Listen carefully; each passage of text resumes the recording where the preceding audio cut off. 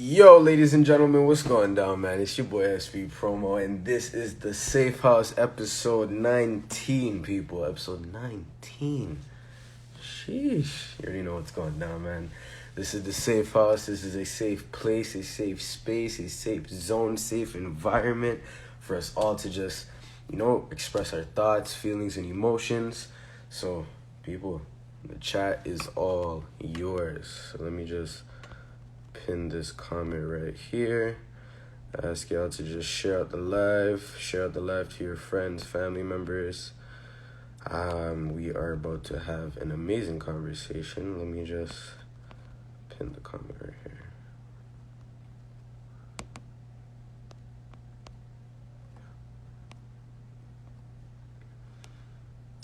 All right, I think we're good. Make sure I'm not doing no typos. Trevs, big up, yo. Karen, big up. Trigger, big up. What's going down, guys? So, yo, please share out the live because we are live on Instagram. Dr. J, big up. Mish, big up. So, people, you know how we do it each and every week. I handpick and I select and I invite a special guest to join me on the Safe House, all right? Always someone that I know can provide some unique insight on respective topics and make you guys look at different things in a different type of light, right? So, last week, we went to New York City and interviewed international DJ Spice. Very informative conversation on living the life of an entrepreneur. And we discussed some issues that are going on in America right now. So you guys, make sure you guys go check that out. The full interview is on my IGTV and soon to be uploaded on SoundCloud, Spotify, all them things, right? So check the link in my bio.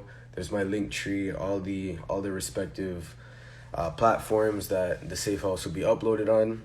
Everything is there, right? So you guys go make sure you check that out. Follow me on all those platforms. And yo, you see the hat, right? So it's nothing new, but make sure you guys hit me up if you need some hats. I'm gonna start bringing in some more. Yo, JKD, big up, fam. You scunt. So yo, people, this week's guest is a very inspiring individual, a very hardworking man, and an amazing entertainer, in my opinion. Someone I really wanted to get on this show because I see what he does and I know what he does for the industry, and it's very beneficial to understand his insight towards different things, right? So I wanted to make sure that we get him on here. Some call him your girl's voice of choice, all right? So Mandem, you guys have some explaining to do because it's your girl's voice of choice, all right? So let me introduce you guys. That's tonight.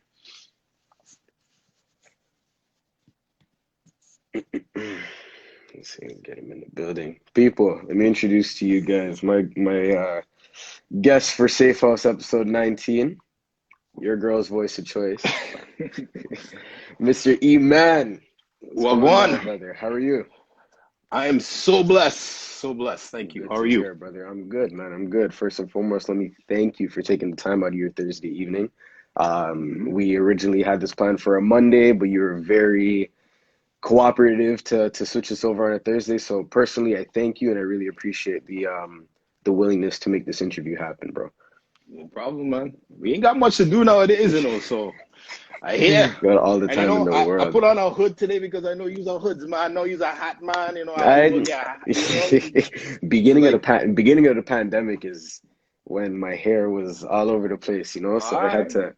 Now we got the hats on deck, big up Hoi Pong, so gotta make sure we're repping, right? True that. All right, so Iman, before we get into the grid of things, give us a brief introduction of who Iman is, Padman. Let us know who you are, what you do for the people that don't know. Well, for the people that don't know, I live in Toronto, Canada. I'm also known as the excellence of execution. Your girl's voice of choice, E=MC² because I'm twice the MC. There you have it. I couldn't even do it as well as this. That's why I said, let me just let you do the explaining. People, there you have it. Out of the KOS, the Kingdom of Soca, you know what I mean? Yes, big up the whole KOS family.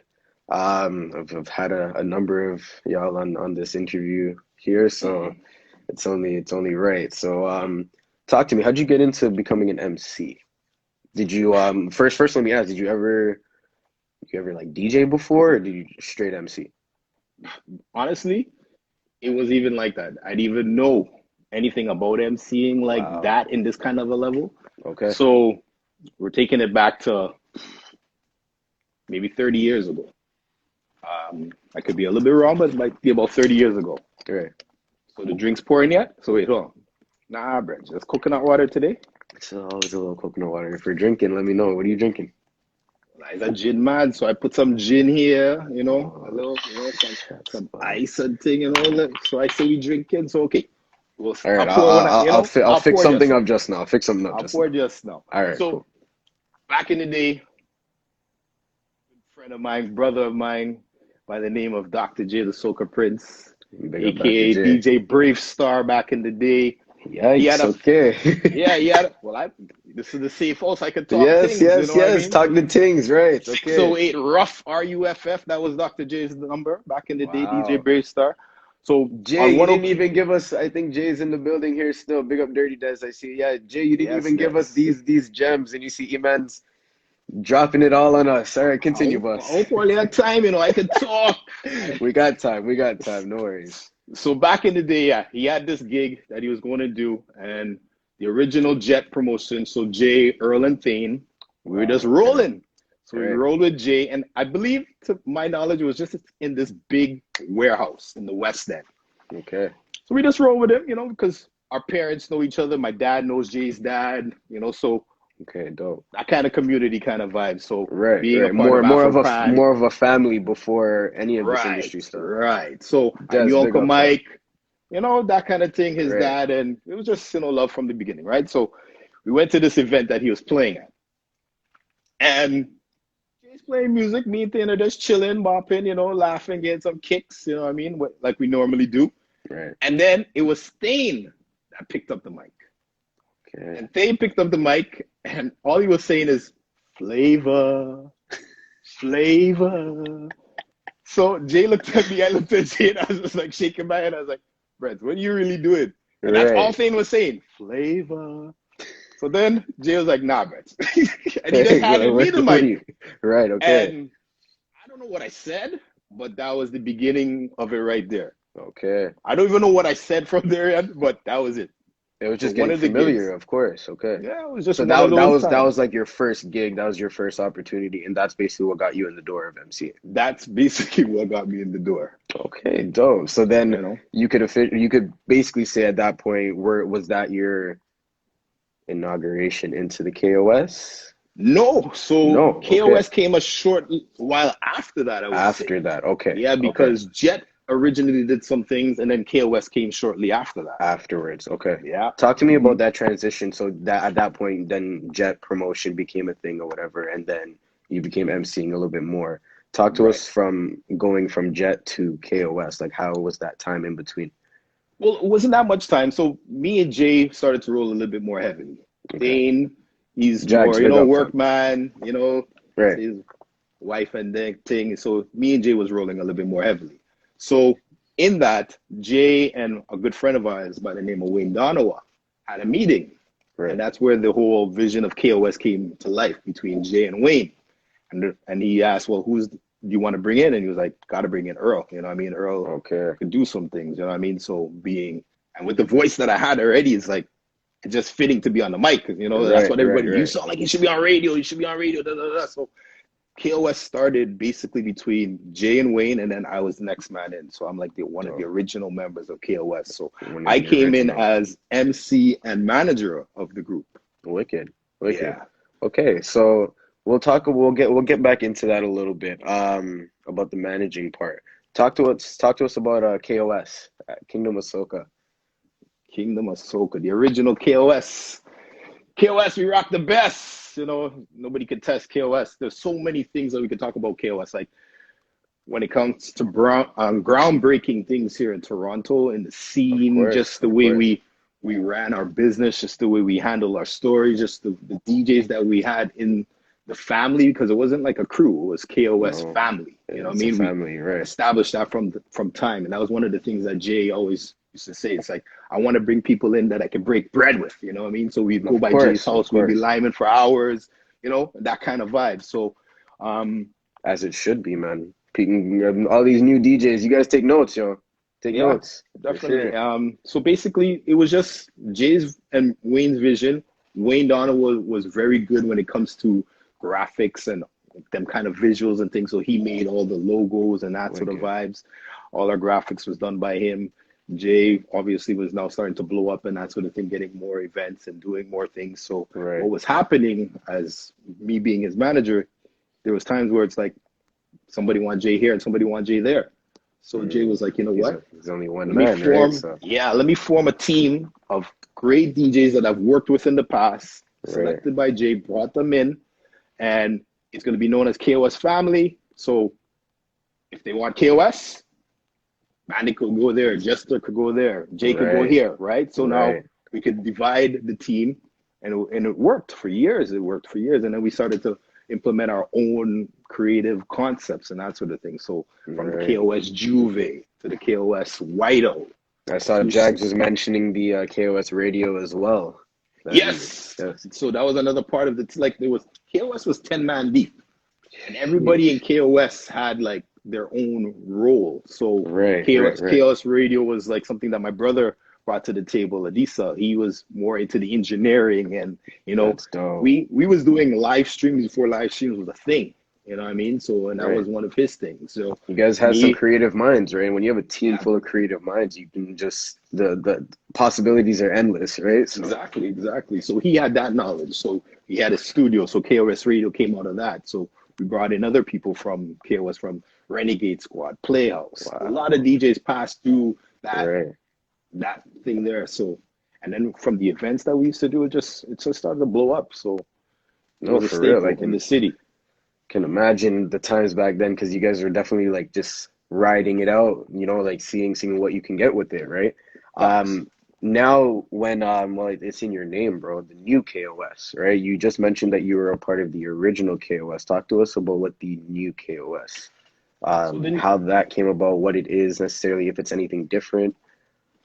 Nothing really different, but with everything evolves, everything grows, everything gets better, Okay. everything changes. So, Right. you know, that was something that came about some years ago, where it's like everything was new. So the new this, Right. the new that. So, you know, we just Right, kind of right. A followed new fashion. generation of, yeah, of course, of course. So of we course. brought in a new generation of MCs and DJs as well. Wicked, You know, wicked. and like when I say the Kingdom of Soca, we grew like it was 10 men deep. And then we even pulled in somebody from Trinidad. So we had a female DJ, which is the Right. Duchess. You know what I mean? Yes, So yes, yes. we started to expand it a little further. And then, you know, with time, things change. People leave. We brought in new DJs. So from Junior Menace was a part of the new KOS. Yes, yes. Big up Soca Menace. Sweetness was a part of KOS for a time. Soca Right. Sweetness and his team was a part of KOS for Big some up, time. yes. You know, they were part of the whole KOS radio days and stuff. So yeah, man, it's just evolving. I think that goes to show that the reason why, and I'll give you guys your credit because it's very needed, that the reason why soca music in Toronto, soca as a genre, the culture of soca, was pushed back in those days by you guys. You know what I'm saying? And the reason why it is where it is today, you guys have to take some credit for that. You know what I'm saying? Let me go get a drink. Talk to the people, entertain. Let me go get something. Well, yes, I agree with what you're Styling on saying. me. I agree with what you're saying for real, because back in those days, every weekend there was a party going on. Right. It wasn't a soca party. It was a hip hop party. It was a reggae party. And we wanted to change that. We wanted to flip that script. We wanted soca to be recognized a lot more here because we loved soca so much. You know what I mean? So anywhere we went, anywhere Jay went, he was always pushing that soca. So he came from the element of being a hip hop, R&B, everything DJ to just a soca DJ. He could still play all of those things, but he wanted to push that culture more. So that's what we were defending. No matter where we went, it could have been always King defending Turbo soca, party. yeah. We was coming there jamming some hardcore soca, and Right. it was to the point where we'll see man stand up like this and be like nah, the you're not a Vex. soca thing. You know what I mean? Right, of course. To the It point happens that till this once day. you have to, you give it to them, and to the point that they started to realize that, damn, the soca thing could go on. So when we started to do our own events, where okay, if you're coming here, you're gonna get a little bit of everything because our DJs play everything, right? Right, of course. But we're gonna jam you with some soca, so you can't come here vexed. And I'll be honest with you, I've had some friends like for example, 𝐓𝐇𝐄, the one that just passed the 25th annual. Big up Dr. J, big up the whole KOS family. I brought a couple of my friends that they're per se not the biggest soca fans, but the way the soca music was playing from the early 90s to the late 90s, early 2000s, it was just like nostalgia from the beginning. And then you just get all the new music, like they actually enjoyed it. And they're like, I was hearing tunes that I used to hear in like basement parties growing up in like family cribs and stuff, you know what I mean? So to show the way you guys formulated it, you can never hate on soca music that way when it's formulated that way, right? So definitely got to big up for that, man. Okay, so got some Aye. So I will. I just stay with my clear alcohol. Yeah, I don't know. I can't do the white liquor and thing. Serious? Don't worry. You're still young. Yeah, you're still very young. young dog. I remember those days. I don't stay with my, my gin and my EMAN cup, my EMAN glass. Yes, EMAN glass. Okay, branded up. So King, let's talk about we talked about KOS, we talked about the whole fam. Cheers. Cheers. Let's talk about yourself a little bit because it was a couple Thursdays ago. I caught you at Twilight, and big up Shy for that one. Yes, big up DJ Shy, big up the Twilight family, and that's right, DJ Kevin, gin and tonic son. See, I'm teaching these young guys, I'm teaching them. They know. Kev's taking notes. All right. They know. Don't give me nothing else. Now, King, I know you play steel pan, right? Mm-hmm. Yeah. And I've heard steel pan tunes, and you hear the recordings and so on. I've seen some videos and so on. But this Thursday that I caught you, it was like 2 weeks ago or something like that. 2-3 weeks ago. Yeah. Was my first time hearing you play live. Okay?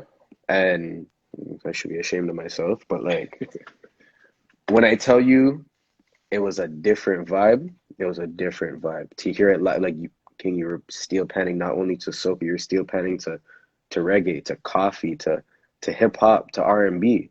That's talent. You know what I mean? That's going, steel pan being the instrument of Trinidad and soca music. It's a staple. You know what I mean? But you're taking it even further than just soca music. You're showing the versatility of what the steel pan can be. You know what I mean? Talk to me about playing the steel pan and pushing the culture forward, what you do with soca music, and we'll talk about why and how you do it with other genres after. Well, once again, going back to the KOS days, right? That was one of the things that we've always were pushing. Because Wayne Donald was a pan man like myself, right? So we was defending pan from the jump, and pan is in my blood because my father is one of the people who was very instrumental in bringing pan here back in the 60s, right? And because of him and because of people like Uncle Pat, they got pan in schools. So now pan's all over schools. And you can get a credit course for this as well. So my father is very instrumental. He's considered a pan pioneer when it comes to that, right? So when I was growing up, to be honest, never liked pan. You know what I mean? Just like probably Jay. Jay wasn't really into soca as much. You know what I mean? Like just like all of us. We grew up here in Toronto.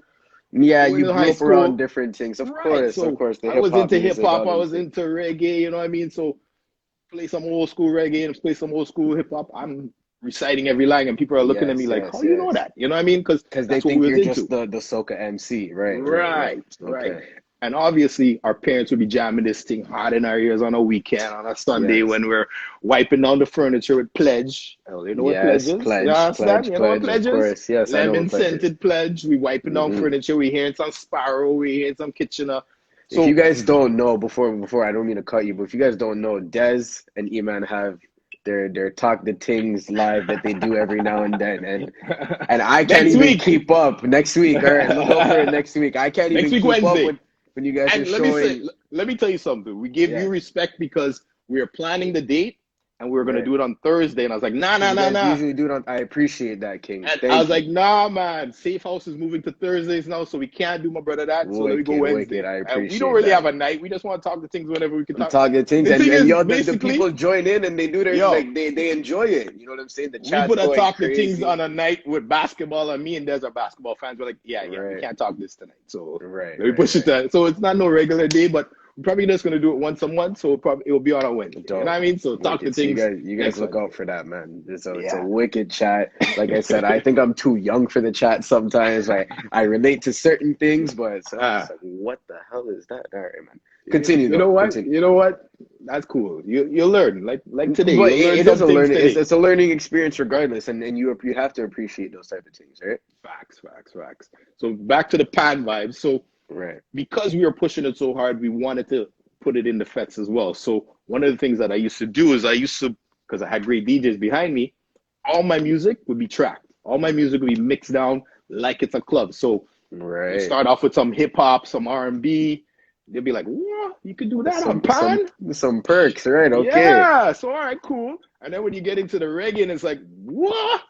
Now you're getting light, you're getting forward. These are things that you've never heard before. Exactly. You get what I'm saying? Like, I don't know. You can correct me if I'm wrong, if there's somebody before you that have done this or whatever, if you're not the first or whatever. But for a lot of people like myself, I think anybody has done it or did it back then when I started it like that. People have done songs and that sort of thing, but not mixed the way that we would do it in KOS. And it became such a fad that all the cultural shows from Windsor to London to Concordia to all these places was hiring me to come out there and just close the show off. So now I made it like a stage show. So Dirty Des would come out and MC the reggae for me. That sort of thing. And then I had some dancers called Sick With It. So they would be doing all the latest reggae dances and that sort of thing. Wow. And then get into the soca. So it was like a stage show. So it was production, like real production. Man. It wasn't just you going there and wicked, bro. We turned it up. So because I had great DJs behind me all the time, that just came natural to the point that one Caravana Thursday, Celine Dion, I think her name is. Yeah. Or Monica Dion, that's her name. She used to do a show called Electric Circus. Went back in time, people. It was on Friday nights at the City TV building. So it used to be a dance show. Okay. So this particular Friday, she hired and got this KOS family to be on the inside. I still have the video and stuff. And the special thing about that, because it was Caravana Friday, Puff Daddy, P. Diddy, whatever he's calling himself now, Sean John, whatever. He was a special guest. Okay. So they wanted my whole band to come out and play outside. And I was like, you mad? I go, it's Caravana Friday. My band's going to be, EC is going to be at thing. I can't do the band, but what I can do is I'll do a mix and I'll play and then I got to run. So she's like, okay, cool. So on the inside, Jay and Jess started destroying the place and then they turned it over to me. And because that was about the time when Biggie Smalls died, and I knew Puff Daddy was going to be there, I did like a remix with some of his tracks into some soca, into some reggae, and trust me, bun down the place. P. Diddy was like, damn, son, that's kind of hype. And, how do you get into this and da-da-da-da-da? Yeah, Next year, I swear to Jah, he had pan influence in his tracks, and I was like, this B didn't even call me to play the pan. You know what I mean? You know what I'm saying? This guy said, nah, forget these Canadians. Yo. You know what I'm saying? So, P. Diddy, No, but like, yo, King, you have to take your fault for that because, again, like, even though people that have done their research, if they are pan fanatics and stuff, can say like, okay, yeah, people have been doing this, but for people like myself and P. Diddy and all these guys that are hearing these things for the first time, it's literally the first time. You know what I mean? Yeah. You're doing something different. You're pushing that culture where you're influencing man like P. Diddy to put some pan instrumentals in his tracks, right? So you have to realize and take credit for what you're doing, man. You know what I mean? Cool. Well, at least somebody on there says they remember the episode. Yes, Karen 926, big up yourself. Yes, big up my cousin Karen. Oh, that's your cousin. It's my cousin Karen. Yeah, man. So let's talk about, I see the Sons of Steel in your bio. Tell us about the Sons of Steel and what is that? Sons of Steel. So as I said, my dad is a pioneer in pan, and his sons Myself here in Toronto, my brother Noel in Trinidad, my younger brother in Cayman Islands. Three out of his many sons Right, right, play right. pan. You know what I mean? Okay. And this is what we do for a living. You know what I mean? This is how we make our living, like my dad. So we play pan. And one carnival when we was in Trinidad at Granny's house, rest Granny, rest in peace, love you, love you, love you. I was like, yo, I go, do you guys realize that we have never ever played together? And we looked at each other like, damn, that's true. We've never like played together. Right. Never. And We all play pan in one sitting, right? we never played together. So we were just like shooting the thing as like, we should do a concert. We should do something, ting. We're looking for names and looking for the names. And one thing about myself is that I have this, I'm not gonna say a knack, but I come up with some names sometimes. You know what I mean? Okay, dope. Some right. names I come up with, and it was like, bam! I just came up with SOS, Sons of Steel. I was like, Sons of Steel, and my brother Noel was like, yes, boy, that bad. Jimmy's that kind of fella. He says, yeah, boy, that bad for everything. You know what I mean? Yeah. He's the excitement brother. You know what I mean? He just Okay. let me go. So he's like the hype man, right? Yes, man. Jimmy's the hype man. So Okay. we ran with it. We got a dude here in Toronto to do our logo and that sort of thing, and we did our first show back in how long ago? What, 10 years? Maybe my brother is here, will correct me and let me know. 15 years ago, I think it was, in Toronto. Right. And then the next year we did our show in Trinidad. We brought the whole cast from Toronto to Trinidad and we did the show. And since then, my brother has been doing this show for Carnival every year. I started it back the last couple of years ago. So Sons of Steel concert in Trinidad, in Toronto, and hopefully soon we'll get it in Cayman. Hopefully after the pandemic, we'll try to make the next show in Cayman. Yeah, that is dope. So that's basically me and my brothers. These are some things that you don't really see and you don't really hear about too often, right? I mean, like this is like I never even knew about the concert and so on, right? So definitely learning some things. Nice, yeah, man. Trust me, it's a great concert. We give you all genres of music. You know what I mean? So we get to actually show ourselves because like my style is different from my brother Noel's style. Noel's style is different from Jimmy's style. Jimmy's style is different from mine. You know what I mean? We all have our own kind of style. So it's good to hear three different variations of lepierres playing pan. The versatility of the steel pan overall, right? So that's really good, man.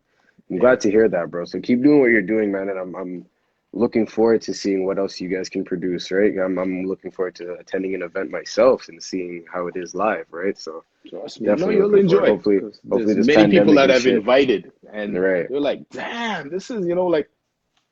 It doesn't matter what culture you are. I'm telling you, man. I went to Twilight that one evening and I enjoyed it. All the people. But Shy put me to work that night, though. Shy had me working. Yes, I know. He had you working, and I think that's where I got to hear and actually indulge in what you were doing, right? So and believe me, like I had a table of like 10 people there. Everybody enjoyed it. Everybody was like, yeah, from obviously in today's society, to be honest, when it comes down to when you see that on a flyer that it's Shy is playing or a DJ is playing, for example, and then you have someone that's just going to be playing steel pan, then you're like, oh, do I want to hear that all night? Do like, you know what I mean? Especially when it's not such a familiar thing now. But boy, giving that a chance and going there and listening to that, like I said, the way you were utilizing the different genres and everything really like showed the versatility of steel pan. You know what I mean? And that's something I'm going to keep saying because that, you have to take pride in that, man. You really express the versatility of steel pan. It's not just soca music. You get what I'm saying? Well, that is one thing we've always done. We've always lived what we said. You know what I mean? Soca or die. I have a shirt called Steel Pan Music Matters. You know what I mean? Like it's really about that. You know what I mean? For me, that's how that's my bread and butter. Really, that's how I make my living is by playing steel pan. You know what I mean? And and to tell people, like, because people are still fascinated by this instrument. It's still considered the newest instrument and invented in the world because there has been no other musical instrument invented since the last century, which was the steel pan in the 21st century. So it's like, it gives me great pride and joy to know that this came from the Twin Island Republic of Trinidad and Tobago, where my parents are from. I'm Canadian, A lot of people see me and think I'm Trini. I just talk more Trini than my mother. You understand? But I'm Canadian, But I'm so proud. I'm so proud to have Trinidadian parentage. You know what I mean? So it gives me goose pimples. You know what I mean? Soca music. You know what I mean? So just to be an ambassador of this beautiful instrument that it's taking me all over the world, man. Like when I was growing up, you know what I wanted to be when I wanted to grow up? You know, I just wanted to be a fireman. I wanted to be a fireman because I wanted to slide down the pool. You know what I mean? Like I tell kids this at schools when I do demos. I was like, when I was your age, I wanted to be a fireman. You know what I mean? Because fire, just slide down the pool, go and put out that fire. Right. And like I started, out of all my brothers, I started the latest. I didn't start playing pan till I was about 15 years old. Jimmy started when he was born, when he was like 2. Wow. Noel started maybe a little later than 2, but he started earlier than I did. You know what I mean? And that's crazy. I started late, so I'm still kind of catching up because I tell people, Jimmy is disgusting. You know what I mean? Right. He's disgusting. Like the things he hears, the things that he does. You know what I mean? My brother Noel. He has a different ear for it. Yeah, my brother Noel, he's grown up under the leaderships of some phenomenal pan arrangers and that sort of thing, so you could hear where he's getting style from and that sort of thing. They're amazing panists, you know what I mean? So I know I can play pan. I'm a good player. When I put down stuff, it's always amazing, but I'm my worst critic too at the same point in time. There's so much more that I want to learn, you know what I mean? So you have to be that way, right? And that's how you build yourself, right? And I mean, I want to talk a little bit about we'll get into this, but I wanted to go back to a couple of things you mentioned about being a manager in this industry. You get what I'm saying? There are many different perspectives, many different insights when it comes to having a manager or whatever it is, right? Especially when you have a manager that's doing it the right way, and then you have some managers that are just not really doing it the right way at all. And I guess that's what puts the bad name on the manager position overall. But talk to me a little bit about being a manager in the industry. I mean, nobody could really speak on it but the manager himself, right? So let's hear a little bit about what it's like to be a manager in the industry, what the job entails. Well, it's different now, right? Okay. Back when we started KOS, it was a little bit more serious then. Because, for example, we'd be sticklers on, you have to sign our contract, 50% deposit, the balance is due upon arrival or the night of, like before the dance done. You know what I mean? Like we were serious on that. And I guess the role of the manager, and for Jay, it's like, Jay's busy, you know what I mean? Like if you try to call Jay now, he's not answering his phone. Yeah. You call Jay later on, he's not answering his phone. Yeah. He's busy, you know what I mean? Maybe sometimes he don't want to talk to nobody. And that could be it too. Yeah, and sometimes as an artist, as a creative person, sometimes you don't want somebody in your space. You don't want somebody niggy in your ears and because you have that like almost 90% of the time while you're working and shit too, right? You know what I'm saying? So you know what?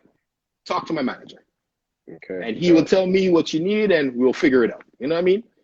For lack of better terms. And that's basically what I was. And I've always been, quote unquote, to Jay, you're Mr. Nice Guy. You know what I mean?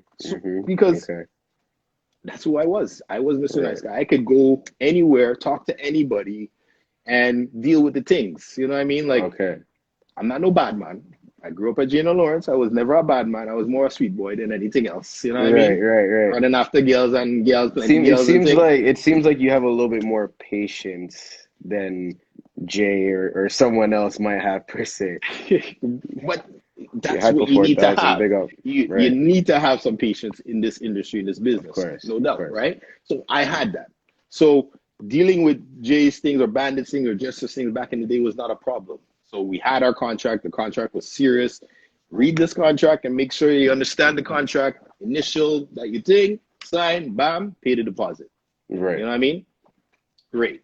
Other things that we do, taking calls. Swift, like I said, big up, fam. Yeah. If you don't want to take 101 calls, we had the telephone line, the KOS telephone number, 245-6411. You know what I mean? You guys had a telephone line. The line is still in existence up to today. The line is still working. That is insane. You know what I mean? Wow, it's still there. Honestly, being a manager for me, and it wasn't even about being a manager, like trying to big up myself. It was just about just handling things for my boys, for my people. You know what I mean? No, it's a role. You know what I'm saying? It's and like I said, it was more serious then. You should take some pride into it, but it's not that serious nowadays, I'm assuming. It's, you know what? Because times have evolved, trends have changed. There's a lot of social media. There's a lot more texting and that sort of thing. So text Shy, you booked on social date. All right, good. I'm sure that's how you handle most of your business, right? Being a promoter. Yeah, it's all on WhatsApp. It's all you know on what I'm saying? WhatsApp. WhatsApp. You know what I mean? WhatsApp took over my job. So yeah, yes, I never used WhatsApp manager before being in this industry too. So it's like it shows you. Yeah. So now I manage Soca and Champagne, big up, fam. Who do I manage? I manage Smarties, Flex right. X, DJ Shy, DJ Kevin.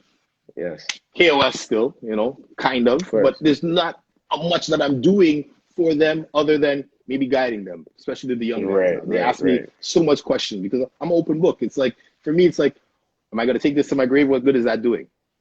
I could share the knowledge that I have. I could share the certain things that I've been through. So you don't have to make them same mistakes. I can deal with the knucklehead promoters that young guys don't want to deal with, the old guys who are trying to take advantage and say, I can deal with that because they know me and they're not going to take advantage of me. You know what I mean? So, of course, we'll see. Yeah, so it's like, nowadays, other than knowledge and giving them a little help here and there, maybe helping them with their event and that sort of thing to make sure things run smoothly, is what I do. You know what I mean? No, it's good, and you can see the role that you play, and like from my perspective, knowing the business behind it and so on, I could see the role that you play and how you impact different events that you're on. You know what I mean? Especially when you're working with guys like Shy, like Smarties, Kevin, Flex. You know what I'm saying? The events that these guys produce out, the content that they produce out, you can see where they have that influence and the right guidance. You know what I mean?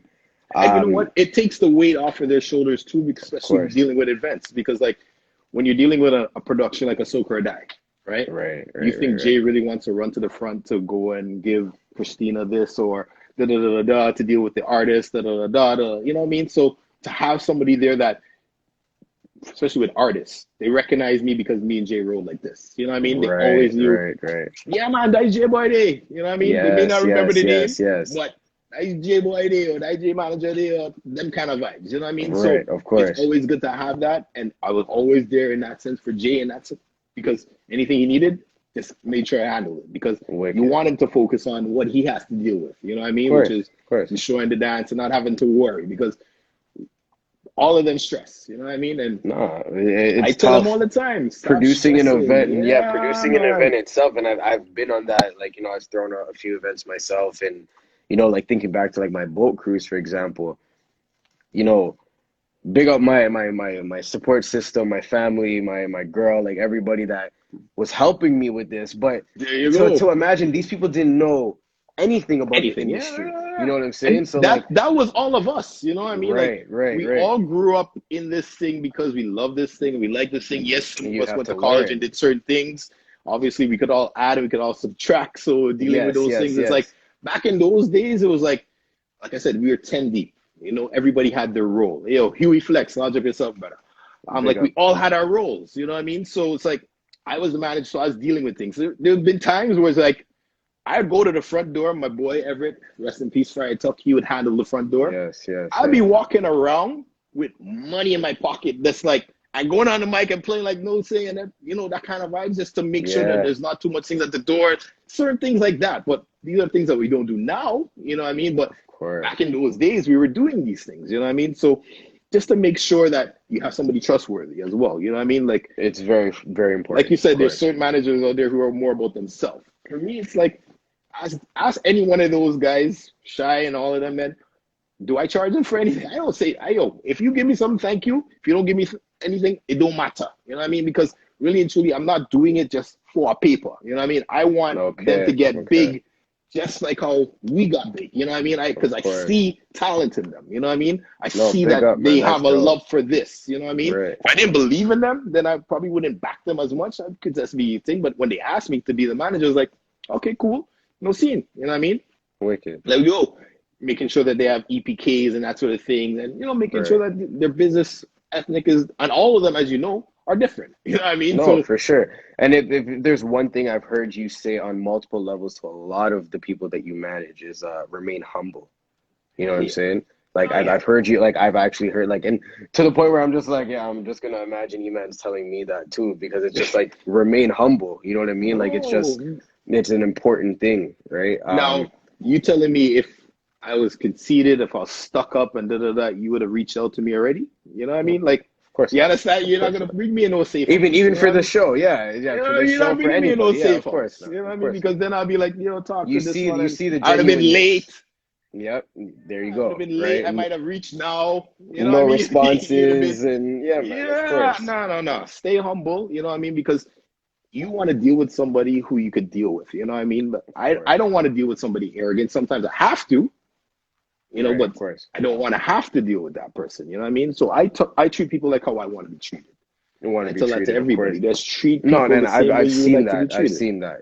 I've seen that definitely with you. It's just reciprocating that energy, you know what I mean, and giving off that energy that you want to receive back, right? Yeah, man.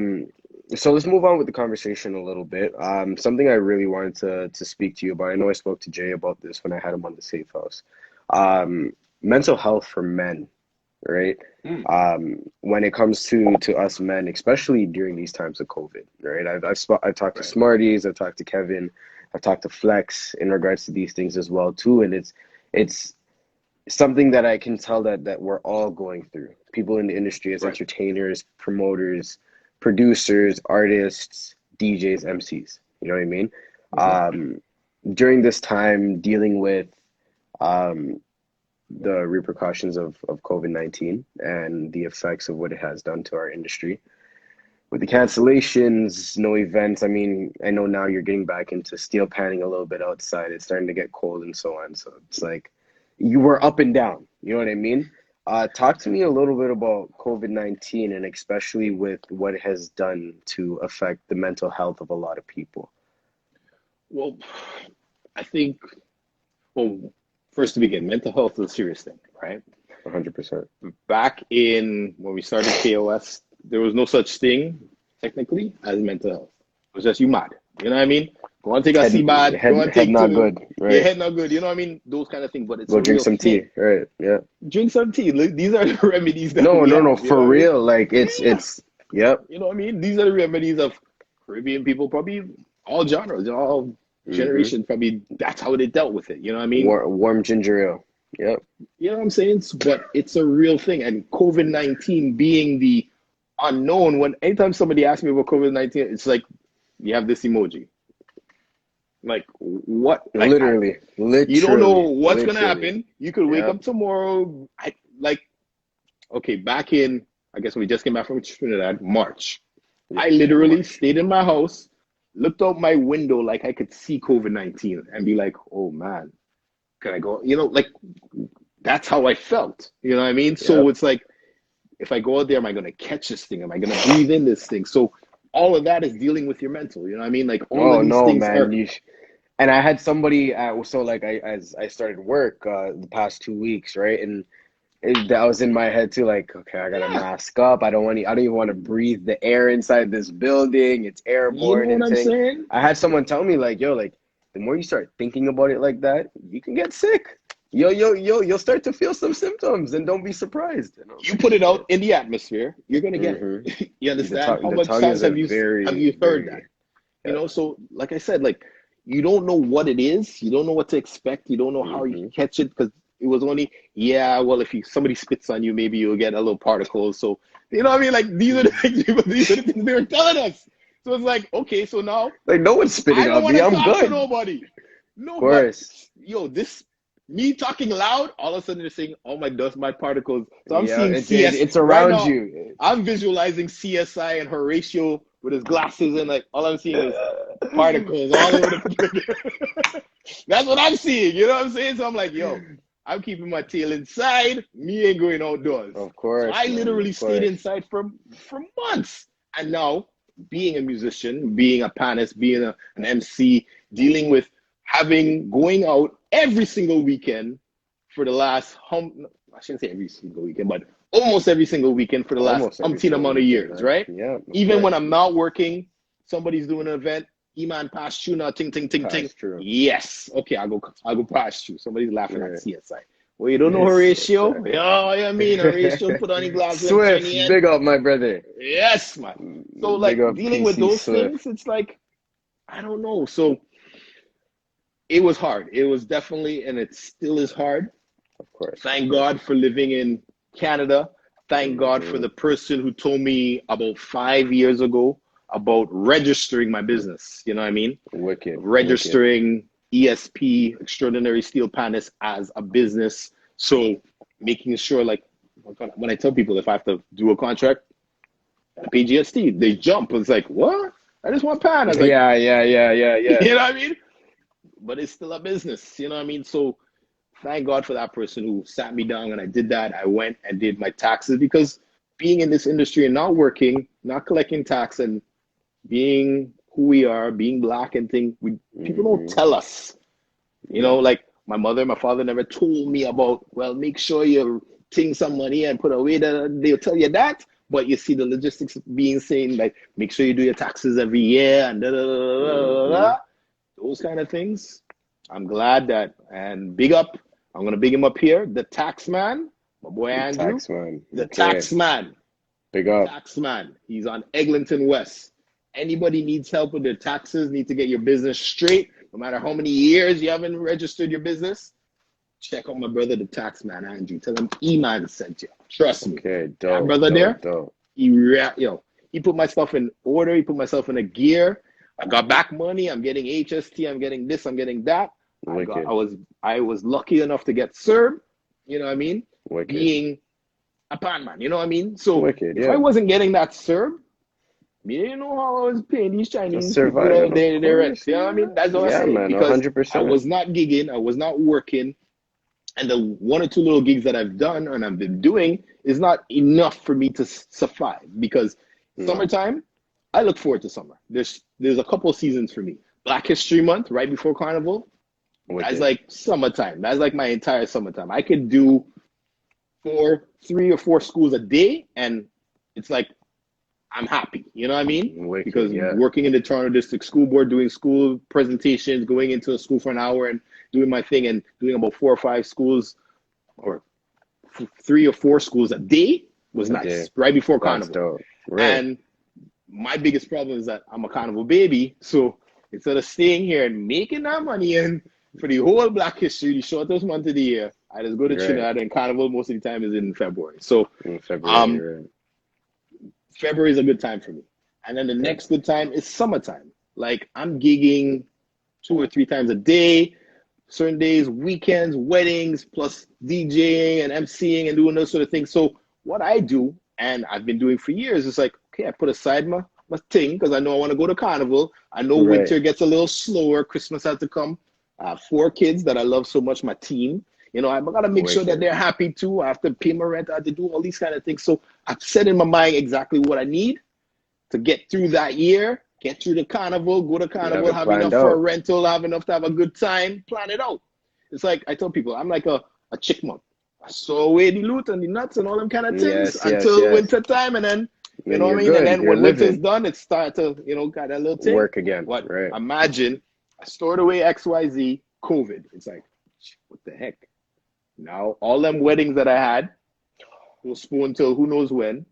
All the DJ gigs, events that we plan, postponed till when. Summertime boat ride season is a wash. You know what I mean?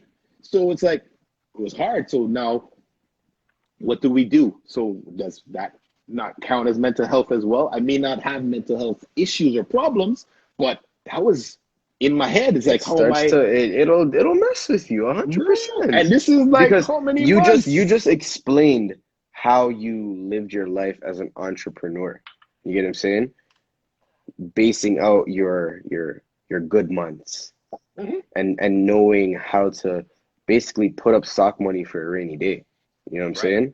Yep. But now this has been like a rainy year. You get what I'm saying? Like, we talk about rainy days. You get what I'm saying? Like that's something we like. I grew up on, is just keeping stock money for a rainy day or a rainy week at most. Have your Vex money. Breads. This has been like almost 8 months now. I'm going on to 8 months. Yeah. It's like, we don't know. Now today, I think there's like 790 something cases. The most we've seen after 2 days this past week of 700 plus again. You get what I'm saying? I understand there's more testings and all these things, but it's scary. You get what I'm saying? And for anybody that is keeping up with these type of things and keeping up with the news and knowing what's going on, it, like, for me, it messes with my mental heavy. You know what I'm saying? Not knowing when we're going to get back into full work, or being able to go outside and not have to worry. You know what I'm saying? Have my mom leave the house to go to work and have to worry about her getting sick or anything like that. Always reminding her, make sure you wear your mask, walk with sanitizer, those type of things. You know what I mean? Yeah. So, I mean, it's something where I wanted to ask in regards to how you are dealing with this mentally as an entrepreneur during COVID-19. Well, as everybody knows, I'm the most positive person out Very there. positive person, yes. There's very rarely you're going to see me vexed. Very rarely you're going to see me upset. Very rarely you're going to see me angry. When you call me and you ask me how I'm doing, I'm always blessed. Because one thing that I do before I go to bed, I pray. I thank the Lord. I say thank you. Every night I lay down. The first thing I say is thank you. Thank you for what? Thank you for just letting me see today. You know what I mean? Thank you for the 4 beautiful kids that I have. They got to see today. Thank you for the friends and the family that also got to see today. Thank you for continuing to bless us and to guide us and to protect us. You know what I mean? These are the things 100%. that I do daily, every day, and every morning I open my eyes. Thank you, Lord. That's the first thing I say in the morning. Simple. Thank you, Lord. Simple. You know what I mean? And you say you watch it. I stop watching news. I can't watch the news because I find they broadcast those things to mess with your mental. You know what I mean? Broadcast what they want to broadcast, of course. Right. So they're going to tell you, they're going to show you all these things. Yes, because that's what's going to bring you back to see what happened. And now they have a COVID channel. I've found myself on the COVID channel a couple of times just checking to see which country I need to go to that has the least amount of COVID. You know what I mean? Right. So I don't watch news as much, but those are the things that I could see why there would be so much mental health issues now if people sit down and watch the news every day. Because you hearing we was just at 100 people daily and now we're at 700, what's going to happen to you? You're going to be like, what? Lock the door. Yeah, you know I'm not like, I was telling her, like, do I want to go to work like this weekend coming up? Like, no, like I have to work. I have to make my money somehow. You know, I just got this job, but it's like, yeah, man. And you know what? Look what they're doing. What is the headlines now? What is trending other than the fly? You can't get toilet paper again. You can't get tissue paper, sanitizer, you know what I mean? And them type of things. So those things is like all of a sudden it's like, oh shucks, now I gotta go out and find this thing. Now I gotta go and fight somebody to get this. They're causing what's called mass hysteria. You get what I'm saying? That's exactly what it is. You know what I'm saying? Like facts. The time when I watched that lady saying, "But you could wash your ass," you know what I mean? Like that's how I felt. That's what I was saying. It's like, to me, they were saying there was no Lysol.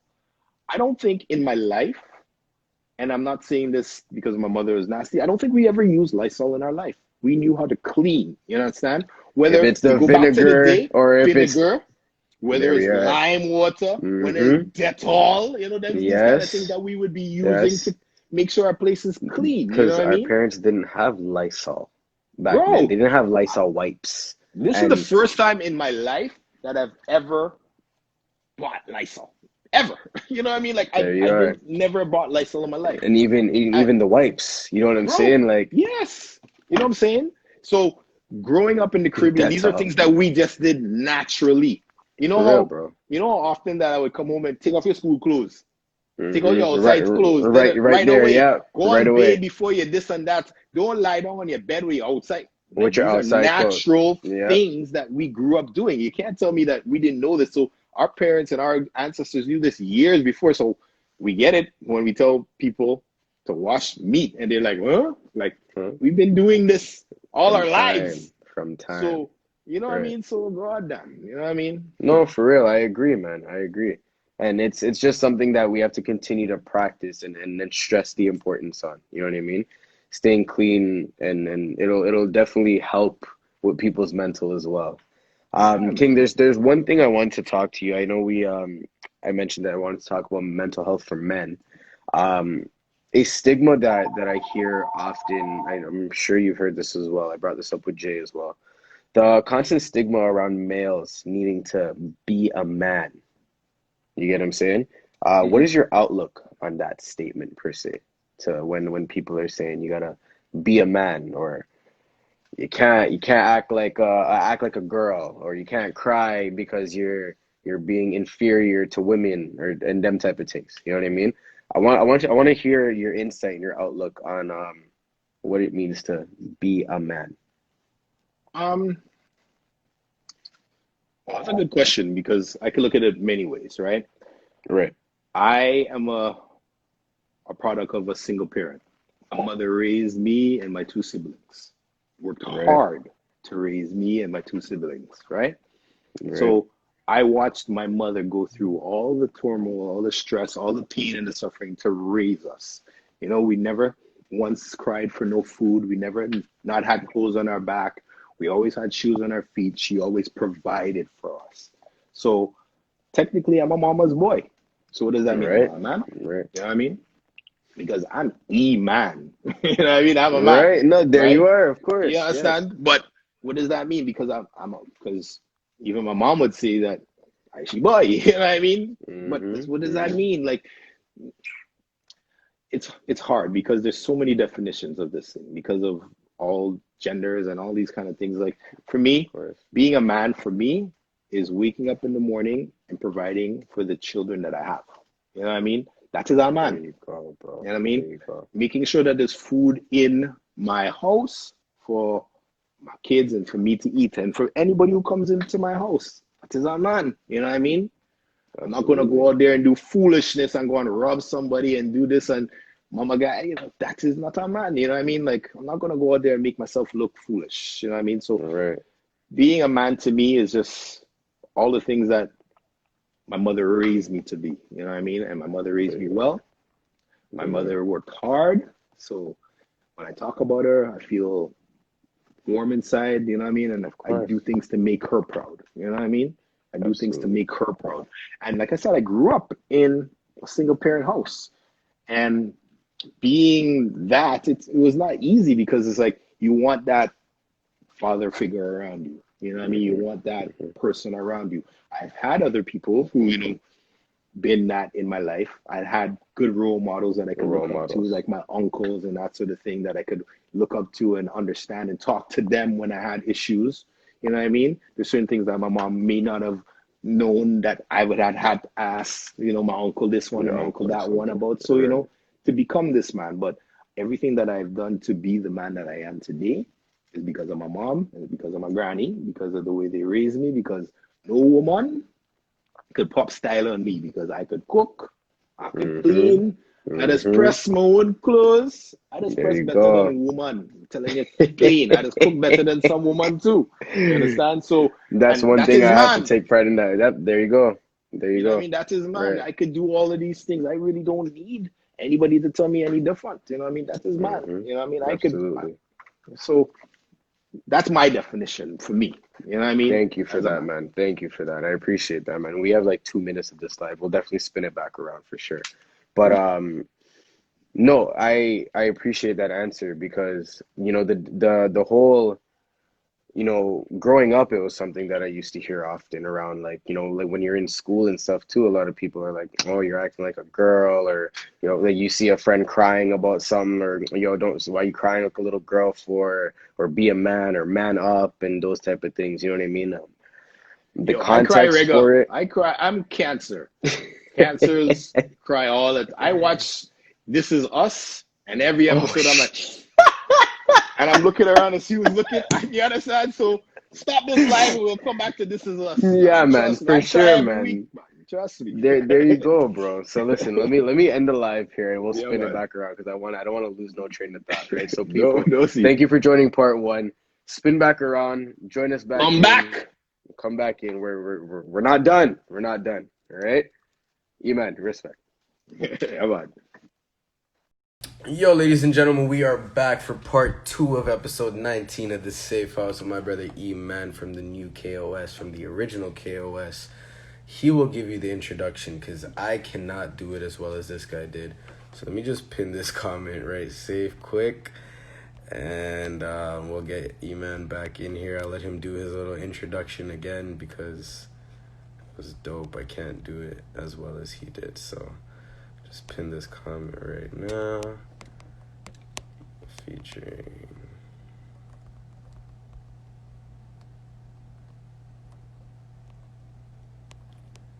There you have it. So let's pin this comment. We got part 2. EMAN.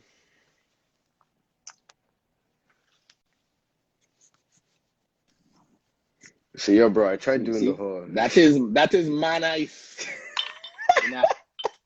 EMAN cup. Some D's ice cubes there, bro. Holy smoke. When you're drinking gin and thing, you gotta drink that kind. You gotta use that kind of ice. You understand? That ice does not melt. That's for right. Sure. That ice Young does boys, not melt. you gonna learn something today. I need some ice trays that produce some ice blocks like that. That's for sure. Dollar store, you can get it. So there you go, guys. Take notes. Yeah, I'm talking the things. There it is. I'm talking the things. Sorry. Yes. No, I was trying to let the people know that, like, you know, we're back for part 2 of the Safe House, episode 19 with EMAN. But I can't do the introduction like you, fam. So you gotta give it to us one more time, bro. So You're people, surely... this is the Safe House, episode 19, part 2 with SB Promo and you're surely EMAN, the excellence of execution. Your girl's voice of choice, because I'm 𝐸=𝑚c², because I'm twice the MC. Trust me. Jesus Christ. Yo. Wicked. There you go, guys. And I barely ever see that. No, I hear it every now and then. Every now and then. Yeah, I rarely hear it, but I hear it every now and then. It's just like, it syncs. It works perfectly. You know what I'm saying? So big up for that, man. Yo, we were talking about, before we spun off, we were talking about what it means to be a man and all them things or whatever. You were mentioning that you watch This Is Us, and tell me about that show quickly though, because I see it on Netflix. It's in the top 10s and all them things, but I'm like, do I want to watch it? Should I watch it? I'm not too sure. I'm watching Modern Family right now, and it's Modern Family, yeah? Nah, buddy. Honestly, like I said, I will, and look, my pores are raising, and that's the thing you'll know about me when I'm talking truth, like, yeah. And that's being cancer. Like, we cry, we're emotional, we're sensitive. Right. I've heard that many times that I'm sensitive, but you know, that's just me. You know what I mean? Regardless to what. So, This Is Us. Honestly, that show, and the things, like, I hear you talk about stuff on Netflix all the time, and some of the shows that you watch, I may not watch because I was never into DC or Marvel and those kind of things. Right. Okay. You know what I mean? Okay. So yeah, I hear some of those things that you talk about, but the more things that I could live, that I could feel like I could get up to more and deal with, reality. Yes. Okay. You know what I mean? So okay. Kind of I agree. I watch those type of shows as well too. So I think I could get into something like that for sure. I mash up the whole of Netflix. I was watching African movies and all kind of thing. I watching Nanny and everything. But This Is Us. It just deals with real life things that you could see yourself saying, "Damn, yo, King Turbo, big up yourself." King Turbo, big up, fam.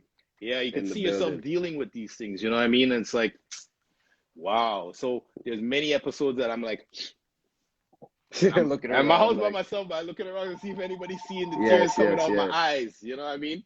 Okay.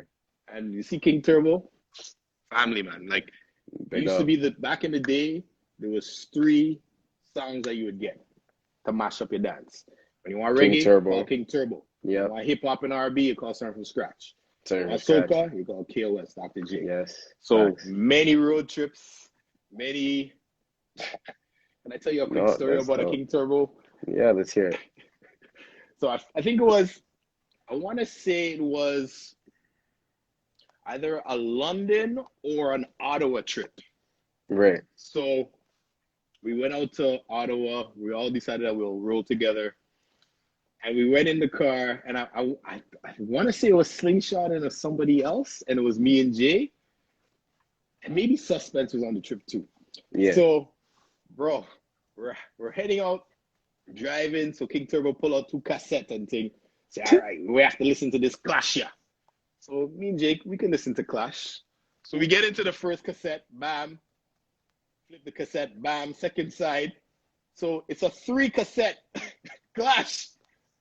So why does the man have first and the third cassette? So we're like, yo, brother, man, we can't listen to this Clash now.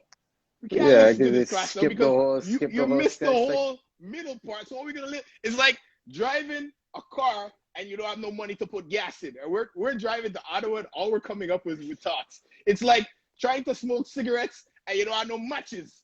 It's like, going to a dance and you have no money to get into the dance. And we're just going and like we're you're just just dying going on the whole time. And That's bro, vibes, man. That's that vibes. night, it was so much jokes. It was so much fun. And to make the story even sweeter, we get to the dance now. And this is record day. So crates in the back of the car and stuff. Yes. And Dr. J was a part of a record pool. So all the DJs don't know about record pools and stuff. Used to get a shipment of the latest similar vinyls to probably your what house. like MP3 pool is nowadays. Right. Yeah. But Okay. now you're getting a box to your door with Full of vinyls. records. So That's Jay crazy. just got this new shipment, and for a DJ is about this much of records, right? So he's like, I want to go through this, but he just put it in the crate, amongst his, he knew he didn't need it, but he just wanted to see what he had so he could go through it. So we knew it's in there. All right, we get to the dance, we put out the records and stuff. A DJ's playing, we don't know the DJ, so King Turbo and KOS go to the bar, we're gonna buy some drinks and we're gonna vibes, So it's time for us to play. So time for us to go back and play now. Jay goes in his crate, he's like, yo, E, there's records missing out of the crate. I was like, bro, what are you talking about? I was like, nah, man. He's like, nah, bro. And you could tell because when you could move the records like this, it was records because the thing was missing. It's stacked. And he's like, bro, most of the stuff that I got from the pool is gone. I was like, bro. So now, this is probably one of the first times that your boy EMAN got vexed. Yeah. So now, there was nobody in the DJ booth but this DJ. You know what I'm saying? We came back to the DJ booth, it's still you. Nobody went, because I'm a kind of person, and Jay can attest to this, especially when it comes to me and Dirty Des. When we come into a dance, we start to listen.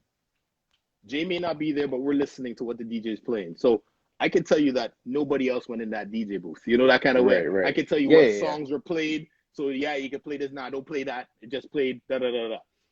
So Jay's like, yo, records are missing. So now I get pissed. And he's like, nah, don't worry about it. F it. I'm like, nah, bro. So now he's keeping them records and thing. Yeah. The DJ's mixing it. He ain't paying us no mind. He's trying to not look at us. Bro, like I said, I am not that person. But that night, I was that person. I wasn't even in my town to have defend. But I literally whipped the man around, kick off his headphones. I was like, yo, where's our records, bro? Where's our records? And I was like, where's our records? Yo, I don't know what you're talking about. So Jay's pulling me back, and I'm like, nah, Jay, this is arms. This is bull. Nah, man, this might have our records, man. Yo, where's our records? Yeah, in his face, yeah. He's like, no, I don't have the records. So now I'm playing Sherlock Holmes, and I start walking around the place to it has to be close because he must have just dropped it somewhere, because he's not going to put it in his crates because it's not in there. There was a little rubbish bin in the back with some papers. He just threw it in there and covered it up with the papers. So I found it. So he can go back and grab it after or something. I want to clap him and I think I picked it up and I was like, oh man, so I left it and catch him after. Yeah. I just gave Jay back the record. We shelled on the dance, but that was our trip to Ottawa with King Turbo. To Ottawa, and then you see stuck in my head that I never forgot. Yeah, you have to be the manager that night, bro. I don't even know if Kentover remembers that, but I remember that clear as day. That's a vibe, man. At least Toronto had to stand up for themselves that night. You get what I'm saying? Yeah, it seems like Kentover remembers. He said good times, bro. Yeah, man. Facts. All right, bro. So before we ended off the last one, we were talking a little bit about what it means to be a man. You know what I mean? Mm-hmm. And you gave me some very, very good examples of your beliefs of what it means to be a man, and I agree with you wholeheartedly. You know what I mean? Being raised in a single parent household. Myself, I was raised till I was about like 8 or 9 with both of my parents, and then my parents went through a divorce process. And what I feel like was the most important years of my life growing up, I was raised with just my mom. You know what I mean? Mm-hmm. And it's not an easy thing per se. You know what I mean? But I hear you talk about your kids, your team, You know what I'm saying? I've seen you post about them as well too. You know what I mean? And anywhere you go, necessarily, it's like, you know, like I was doing a residency at Island Mix, for example. You know what I mean? And like anywhere you go, like if you see your kids, people are like, yeah, that's EMAN's kids. That's EMAN's daughter. Or, you know what I'm saying? Like, so it's like it's known. Like you claim your kids. So like, known. It's so known. It's like, so known. It's very known. You know what I'm You saying? know how And known it is? Let me tell you a story about how known it is. Let's hear it. I took Monique, my eldest, to get her, what do you call it? G1, G2, whatever it's called. I know about 365. All right, people. I know about 365. That's all right. crazy. So I don't know about no G nothing. So I took her there to get the 360 or the G1. Right? She went in. She came out. She's like, Dad, there's a lady in there who knew me. I was like, she knows you. She's like, yeah. She goes, aren't you EMAN's daughter? Yeah. I was like, oh, seen. Okay, cool. Didn't think nothing of it.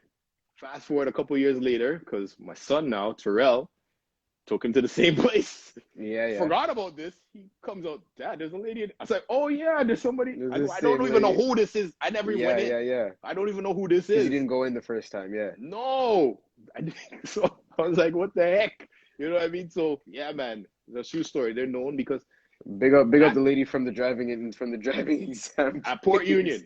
that you don't Union even know. oh You don't even know who she is. I don't even know who it is, but apparently she's seen my kids. Lady, that's for sure.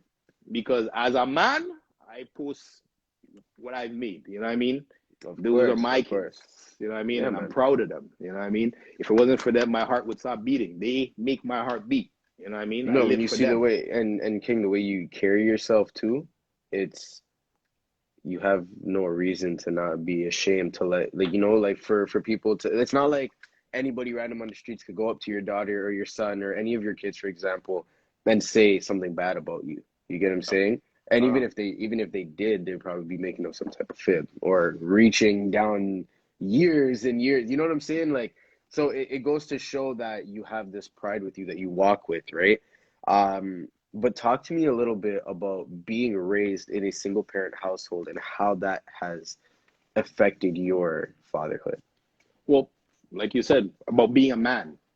Like Right. you said, you grew up with your mother.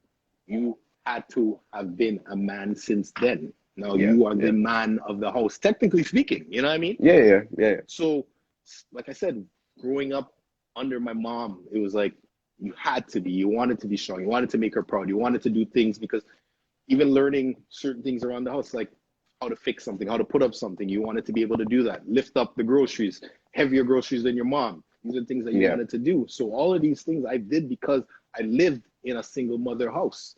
She wasn't going to try to change a light bulb because I was there. I had to learn to do these things. Yeah, before she go climb up on a chair or something like that, you go do it, of course. Right. And you know what? And it's because of that I think I learned so much things because I'm a hand E-man. You know what I mean? Yeah. My friend Thane. My friend Thane's wife calls me to put up everything in their house because I'm a hand E-man. You know, everything I can put, like light fixtures. I try my hand in everything. You know what I mean? Right. So being that I grew up with my mom and because my father was not in my life like that, my father was an every so often father. And what I mean by that is like, okay, I'll come and get him this weekend. And sometimes it'll be, I'll come in for you now. So I would call my dad and it'd be like this, 4, 2, 3. Roll it around. That's the rotary yeah. And I remember the number still 814. That was my dad's number, 4133814. Many years ago. I still remember that number to now. Why? Because the amount of times that I had to call that number. I'd call him in the morning. Dad, are you coming to get me now? Yeah, I'm on my way. I'm leaving now. This is before cell phones. So if you're calling him again and he picks up, he's still home. He's still home. That was in Scarborough. Wow. My bags are packed and I'm ready because I'm excited because I'm going to see my dad. I'm going to see my dad. And, you know, like there's an excitement, especially being a boy. You know what I mean? It's like you're excited to see your father and you call him again. This is the third time I called him. And now it's like after lunch. Yeah, man, don't worry, we're coming for. I'm going to get you for lunch. We're going to go McDonald's. So now I'm like, I want a Big Mac. Now you're both water here. You know what I mean? I don't want to eat nothing. My mom done make lunch and I ain't eat that. I'm getting McDonald's just now. You understand? 4 o'clock, I call him again. Any answer. I'm like, come in now. My mom told me to go to my bed. And I'm still waiting at 9 o'clock in the evening, waiting for my dad. You know what I mean? Your mom knows what it is already too. She's just right. Like, so these are the things that I had to put up with. These are the things that I had to deal with growing up. You know what I mean? And then when I started to realize that, you know what? I can't be like this. I can't get disappointed. I don't want to be like this. I would never want my kids to ever feel what I went through as a child. And that was my incentive from when Monique was born. I looked her in her eyes and I said I would never be like my father to you. Amen. Bro. And that was my Big up incentive for that, bro. to be different from him. I'm not saying my father's a horrible person, but he was never a good father. And now as a big man, me and my siblings, my brothers speak about it because we ask ourselves why. Why wasn't he there? Why? And the reason why, he didn't have a father. He didn't know how to be a father. He didn't have the people there to show him the things that he should have or had to do. And this is what I take it as, you know, because now that I understand, I was like, well, maybe he didn't know any better. And maybe he still doesn't know any better because now he's old and set in his ways and he's miserable or whatnot, and he's not looking to change. But exactly, or have that, or even to have that mentality that you had, for example, where you're like, okay, even though I didn't grow up without, I grew up without a father figure like that, I don't want my kids to experience the things I experienced, right? No. And maybe if your dad experienced similar things, maybe he just didn't focus on it, that all right, he just brushed it off or something, right? Right. So it's not that I don't like the man, but I know that relationship like father and son, we don't have that. You know what I mean? So people are shocked when I call my dad Earl. You know what I mean? But I your father? I was like, yeah, but his name is Earl. You know what I mean? So I call him Earl. You know what I mean?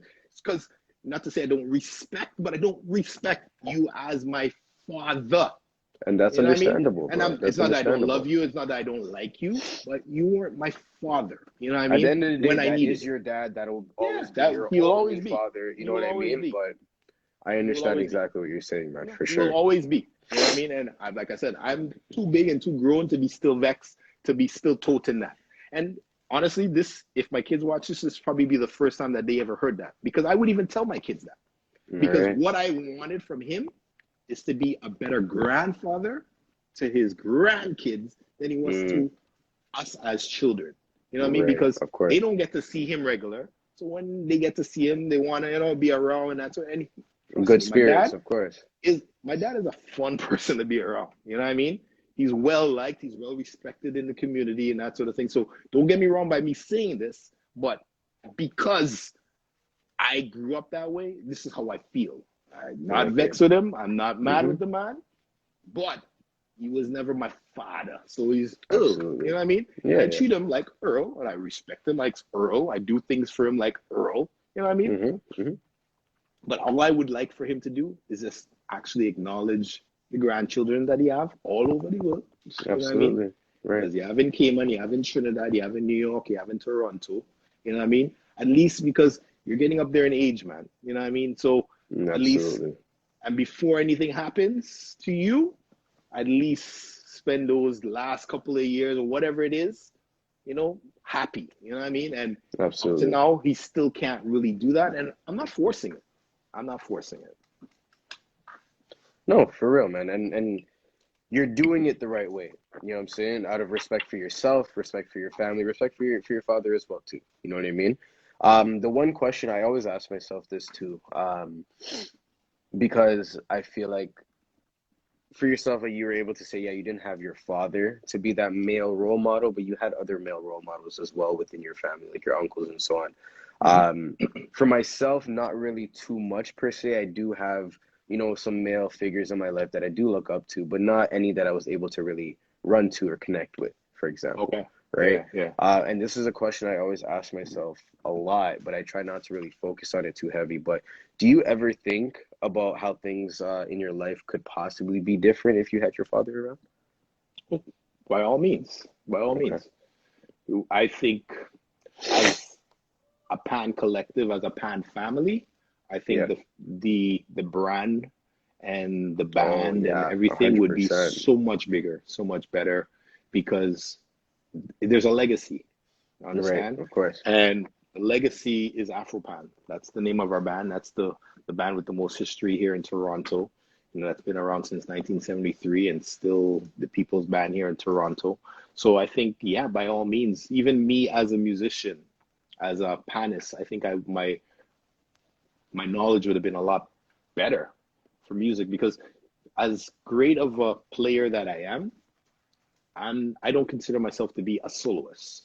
Right. And a soloist is somebody who could take a song and improvise and do all kind of crazy things and make it sound different and do all kind of things. I could do that kind of, but not great like how my brothers Jimmy or Noel does it, right? Or one of my friends Duvon Stewart. Like, I consider these guys gods of pan, right? Okay. I feel if my father was more instrumental in my life, then I think I would have been a lot further along. Maybe I would not have started pan when I was 16 years old. You know what I mean? Maybe I would have started when I was like 3 years old, like Jimmy, because that was him in Cayman Islands with Jimmy, nurturing him, doing all kind of things. Yeah, big up Afropan, how you mean? Doing that. So, you know, he's gotten that, you know what I mean? So I wish, and I'm laughing because somebody said don't say certain things too much because we say it all the time. You know what I mean? Right. You know what I mean? You know what I mean? So yeah. I try not to say that again. But yeah, it is what it is, and unfortunately, it had to play off that way. And I am grateful that I've gotten the talents that I've gotten from him, because he was the one who's instrumental for putting this in our hands. You know, he may not have forced us to play, but we have that. That's one trait that I've gotten from him that I've accepted. Okay. Any other trait, I really don't like. You know what I mean? Right, so my short-temperedness, my anger at sometimes, I'm like, whoa.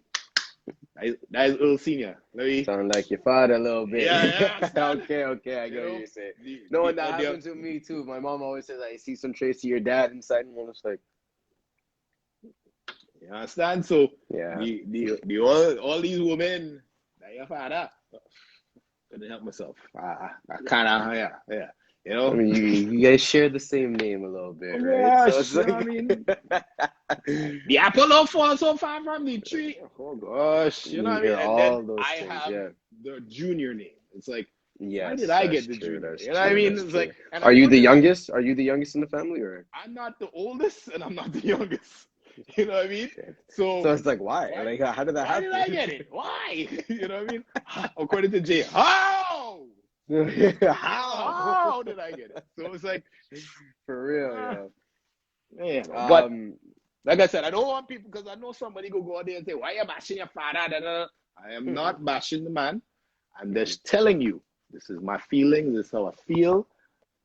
This is the safe house, people. This is where you're allowed to say these things. You know what I'm saying? People, I pray for that man every day. Dope, bro. That's bigger. That's bigger than anything. Yeah. There is that you could possibly do. To be quite honest with you, you know what I'm saying? Yeah. I pray for him every day. Including him in your prayers is probably by far one of the biggest things you could do for your father at this day, right? So that's big, man, and I rate you for that for sure.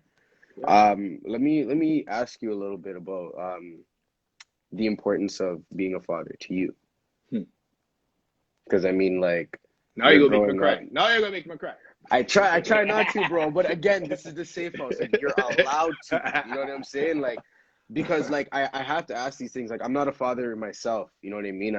I do want to have a family one day. I do want to have kids, and these are all things that I try to take notes of. Like my peers, the people that I work with. Like, you know, like all the fathers in the industry. You know what I'm saying? Big up Jay. Big up yourself. Big up JKD. Like all these guys that I see that are always just spending time with their kids. That are always, you know, putting it out there that you know, like when I asked JKD, for example, when he came on the safe house, he, you know, who he is and what he does, he said he's a child of God and he's a father. Like, right off the bat, like, that's inspiring, you know what I mean? So these are the type of notes I'm taking notes off of people like you guys to ensure that when that day comes that I have my family and I have my kids, that I'm instilling the right principles in what I'm doing, right? So that's why I have to ask you. I mean, we're in the similar boat of being raised with a single parent and so on. So how important is it to be a father and the aspect of being a father to you?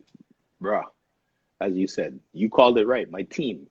And some people get it, but some people don't get it. The acronym, right? Yeah. team: Terrell, Imani, Aria, Monique. That's my team. Right. You know what I mean? Wicked. And trust me, like my heart, those are my heartbeats. You know what I mean? Like my heart would stop if I didn't have them. You know what I mean? I do everything for them. And you see how the voice kind of get a little bit more deeper and more because for a reason again, like serious talks, right? Yeah, man. Like I live and I do everything for them. Like there's not a time, and I tell them all the time. I tell each and everyone, like it's becoming a father was probably the greatest day of my life. Right. And it disappoints me to see because I have people in my life and friends that don't even take care of the kids. And it disappoints me because like they don't know the joys and the happiness that I get just from seeing them smile, man. You know what I mean? Like And just being my around eyes these are kids, glossy now again. You know what I mean? Because like I'm being real. Like this being a father like means everything to me. And it had happened from day one with Monique. You know what I mean? Like she's the one who started it. You know what I mean? And when you have a girl child, especially a fella, like, and I'll be straight, a fella like me, you know what I mean? Like, right. Well, you were like, saying you're a little Gallus, sweet boy when you were growing up, right? I mean? Right, there Like, you go. so it's like you want a positive role model for them as well because you don't want your girl child to have anybody like that. You know what I mean? And those are the things that I beat myself up constantly. It's like, you know, but the conversations that I have with Monique, like Monique would call me right now and tell me anything. Sometimes I want to hear, sometimes I don't want to hear. You don't want to hear. Sometimes I'm like, oh God, Monique. You know what I mean? Like, but to be honest, she has that. Thank God for that. Yeah. You know, because like when she turned 18, and as we all know, everybody tries to drunken you for your birthday. All right? She turned 18. She got drunk. Her friend who was with her called me because she told her friend, call my dad. Right. It didn't matter where I was. I could have been in any fete. I was leaving to go get my child. I was home that night. I went and picked her up. And she must have fell and thought she broke her teeth and thought she had like a hockey player teeth or whatever or whatnot. So I go, are you going by my house or are you going home by your mom? She's like, no, I'm going by your house. I was like, all right, cool. So I was like, want to stop and get some Gatorade? I got the Gatorade, put it in the car, went home. I said, Monique, listen to your stupid father. Best thing you could do is go and take a shower, wet your head. If you can get anything out, get it out. But if you can't, take a shower, go to bed fresh, drink Gatorade, drink water. I'm putting the bucket by your bed. I just want to go to sleep. She went to sleep. It was a hot mess. That afternoon, she came out finally. So we had the conversation because I never really got to have that conversation with her. Of course. Say, well, okay, so sat her down. I like, your head hurting. Can you understand? Am I talking too loud? All these things that I know. Like, right. We could talk. I was like, so what did you drink? She goes, what didn't I drink? I was like, okay. I go, well, that's your mistake, babe. You know what I mean? Like, as old as your dad is, once July reach, everybody tries to drunken me as well and tries to give me stuff that I don't drink. You know what I mean? So knowing what you like is what you need to learn.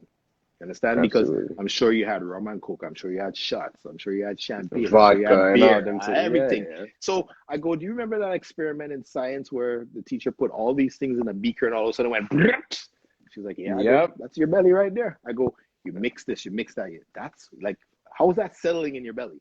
That's not settling. That's arguing. That's fighting. That's somebody wanted 100%. To leave, and whoever came up, everybody wanted to leave at the same time. So that's how I showed it to her. I was like, babe, if you want to drink what you like, and you see this ice, that is your friend. Ice is your friend. As much as people may think you're watering down your drinks or whatever, ice is your friend. That, you know what I mean?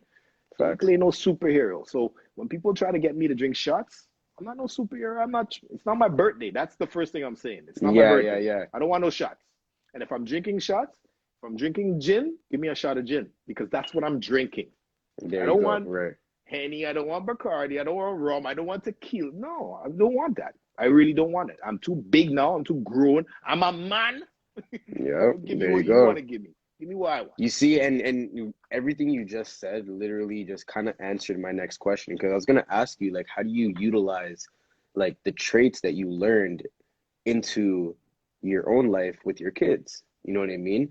And it's small things like that, like life lessons that you're able, now that your daughter is 18, she's a little bit older, like, you're able to talk to her and let her know about these things. You know what I'm saying? And not yell at her or scold her, Right, make her feel right, bad about herself. You know what I mean? right. Which tends to happen a lot, right? But this is the thing, like when you actually say it, and it's sad that I can't even think of anything right now because I probably use them so regular, but Mm-hmm. hearing your mother tell you something that you didn't understand, and then when you actually use it, then you're like, oh man, I get it. You know what I mean? Full circle, full So circle. yes. So when those moments happen, it's like, geez, on ages, IRL, or wow, now I get For it. You know what I sure. mean? Yeah. Now Or I get it. everything mom said was right. Yeah. Yes. It could be as small as clean your room, make your bed, them type of things. Yeah, as small as those type of things, right? And honestly, my mother never said this because she's not Jamaican, but the only one that I used to laugh at is one that I heard which is patois. And like I said, I grew up with a lot of Jamaicans, so Yes. I could speak some good patois. But the one was that I heard was greedy dog always lose them bone. You know what I mean? I've So when heard I that first as well heard too, that, bro. I was like, what? But Mm-hmm. now, But I'm like, it's exactly what it means. yo. Yeah. So somebody's gonna hashtag that greedy dog always lose them bone. So hashtag it. You understand? So Hashtag it. facts, like I could relate now because I am that person. You know what I mean? I am using the Right. stuff that granny and mom told me back in the day, and da, da, da, da. It's like, and like I said, for those who have kids and are not in their lives, honestly, you missed out on a lot of things. Like, Yeah. honestly, I take pride in having my kids over. Like, I'll tell you a story that just happened a week and a half ago, and it saddens me still because it's like the last thing you want to hear is your child cry or feel Right. pain Right. or hurt. Right. Mm-hmm. So 2 Saturdays ago, I decided to go to 𝐷𝐷𝐿 in Oshawa to change up some speakers that I had to upgrade some of the audio system that I have. And while there, I got a phone call, and it threw me because it was a private number. And I was like, Okay. and you know when you see a private number, it's like the cleaning, da da da, some Prank bill call, that I some didn't dumb shit. pay, Yeah. some stupidness. And I was like, Yeah. Yeah. I don't really need to answer this. I ain't 𝐷𝐷𝐿 what, but I was like, you know what? Answer. And brother, man, when I answered that call, my daughter, my youngest, Aria, was on the phone and she's screaming. I didn't even know who it was. And I'm like, what happened? So now I'm dealing with the cashier, and then I have to leave. I was like, hold on, because everybody in 𝐷𝐷𝐿 heard this cry out. And then now From the they're like phone. all looking Yeah. at me. So I walked to the back and I'm like, what happened? And then when I heard what happened, I'm like, oh God, what? And I'm like getting frantic now. I'm crazy. But so what happened was my daughter had a little puppy. Her name was Charlie. Was just Okay. a year old, just turned a year. And her grandfather didn't know the dog ran out after him, saw a squirrel, ran after the squirrel, ran into the road and got hit by a car and got killed that day. The dog was just at my house last week, Tuesday. Oh, I'm not a dog man. person. I My don't really like condolences, though, dogs. bro. I Yeah, have a but dog of my own. That's heartbreaking, man. yo, Oh, and like I said, I'm not really the biggest dog person, but right. this It's your dog was so daughter. cute. It was so, And it but had that connection to hearing, your daughter. Yes. bro, I was cringing. Damn. So I had to wrap up with 𝐷𝐷𝐿. I called my son one time. I said, yo, go check your sister right now. Charlie just got killed. She was like, what? And he was frantic and he ran and he went. And so when we finally got to where they were at the dog hospital, she's just bawling her eyes out because like Charlie was like her baby. You know what I mean? Like, Yeah, of course. like Of Charlie course. would follow her all over the place. Charlie would look out like, and when you have a dog, like you see so much in this dog that Every is single day. protection Yeah, for you. man. You know what I Yeah. mean? So just, and like I said, as a parent, the last thing you ever want to hear, because that squeal that I heard, like it haunts me still. Yeah, for And sure, man. the only other time that I heard that squeal was from my next daughter, Imani, when her aunt passed, and she Okay. called me. It's Bro, just like tragedies, yeah. yo, honestly, I jumped. Hold on, somebody's at my door. I never heard Okay, my doorbell. no problem. Oh, food. Food, wicked. Food. My son ordered something. St. Louis. Okay. Uber Oh, Eats, bro. there you So go. yeah, Uber Eats. the last time that I heard that screw before was my daughter, Imani. And like I said, as a parent, that's the You don't last want to thing hear that it, you don't you? ever, No way. honestly, like my whole body just cringed because, For sure. and like I have three good daughters, one son. And the last thing I would want to hear is or see is my girl child cry. You know what I mean? And Of course. honestly, those are two dreadful moments for me that still haunts me because For sure, just the man. thought that they're in pain, just the thought that they're suffering, like is not easy. You know what I mean? No, So for sure, for sure. as a parent, like for those who have kids, you know, and for those fathers out there who are not there, like you gotta wake up, man. Like really, you're missing out. You're missing out heavily. Well, another beneficial thing that we could talk about in regards to your kids too, if you don't mind me bringing it up, is you've raised your kids and your oldest child now is engaged. You get what I'm Yeah, saying? man. So now, like I don't wanna put the business out there and things, but like I've seen you post it as well, and it's like clearly you're content with that. You know what I'm saying? You're happy, and it's a proud dad moment. But I just have to ask you, like, how does it feel? Okay, like you're like it's a whole new level now. You know what I'm saying? You're talking about raising your kids and your daughter's first time getting drunk, and now she's And look, engaged and Aria all these just things. joined. Aria Baria. Big up Aria. Thank you for joining the safe house. Oh wow. Honestly, man. So I mean, I had to raise the spirits a little bit because I know this has to be you a know what? nicer Honestly, talk, right? people, I want you Shy, to big up, understand. fam. You're gonna live Big long. up, Shy. Honestly, I'll give you, I'm knocking on wood. I'm hailing you because you've done research, bro. And yeah, that's big. Yeah, you made my pores raise again. I had to lift the spirits a now, little bit, man. so I was sad because I brought up those sad moments between Arya and Imani, and now you're making me happy again because now I'm smiling because yeah, that's another great moment to actually, like, to be honest, Monique. Like I said, I've heard some things from her. I've seen some things from her. Like she's always called me regardless to what. Right. So when I heard that this was happening, so she's been seeing this dude, and he lives in the States, and I didn't know the dude, but I've seen pictures of him. I've seen pictures of her and him, and because she posts all her stuff, right? Yeah. Andrew is his name, so I don't know his name anymore. But I used to call him Drake. Looks like Drake a little bit. He looks like Drake. So I'd be like, when he calls Drake, his name's Andrew. I was like, okay, yeah. So it was Maya, who's here right now, who told me that he was coming up and he was going to propose to my daughter. And I was like, what? I was like, okay. Actually, fast forward, back up a little bit. There was a rumor that they were going to run away and elope. Yeah. And I heard. So back up a little bit. Let me get vexed again. So when I heard this, I was like, what? So I go into Terrell's room because one thing with my kids, and this is the thing that being a West Indian person, being black, I don't know what this step business is. So when you say my step brother, my sister, I don't understand first cousin, second cousin. I don't never understand that. It's just family, cousin. Right. You know what I mean? Yeah.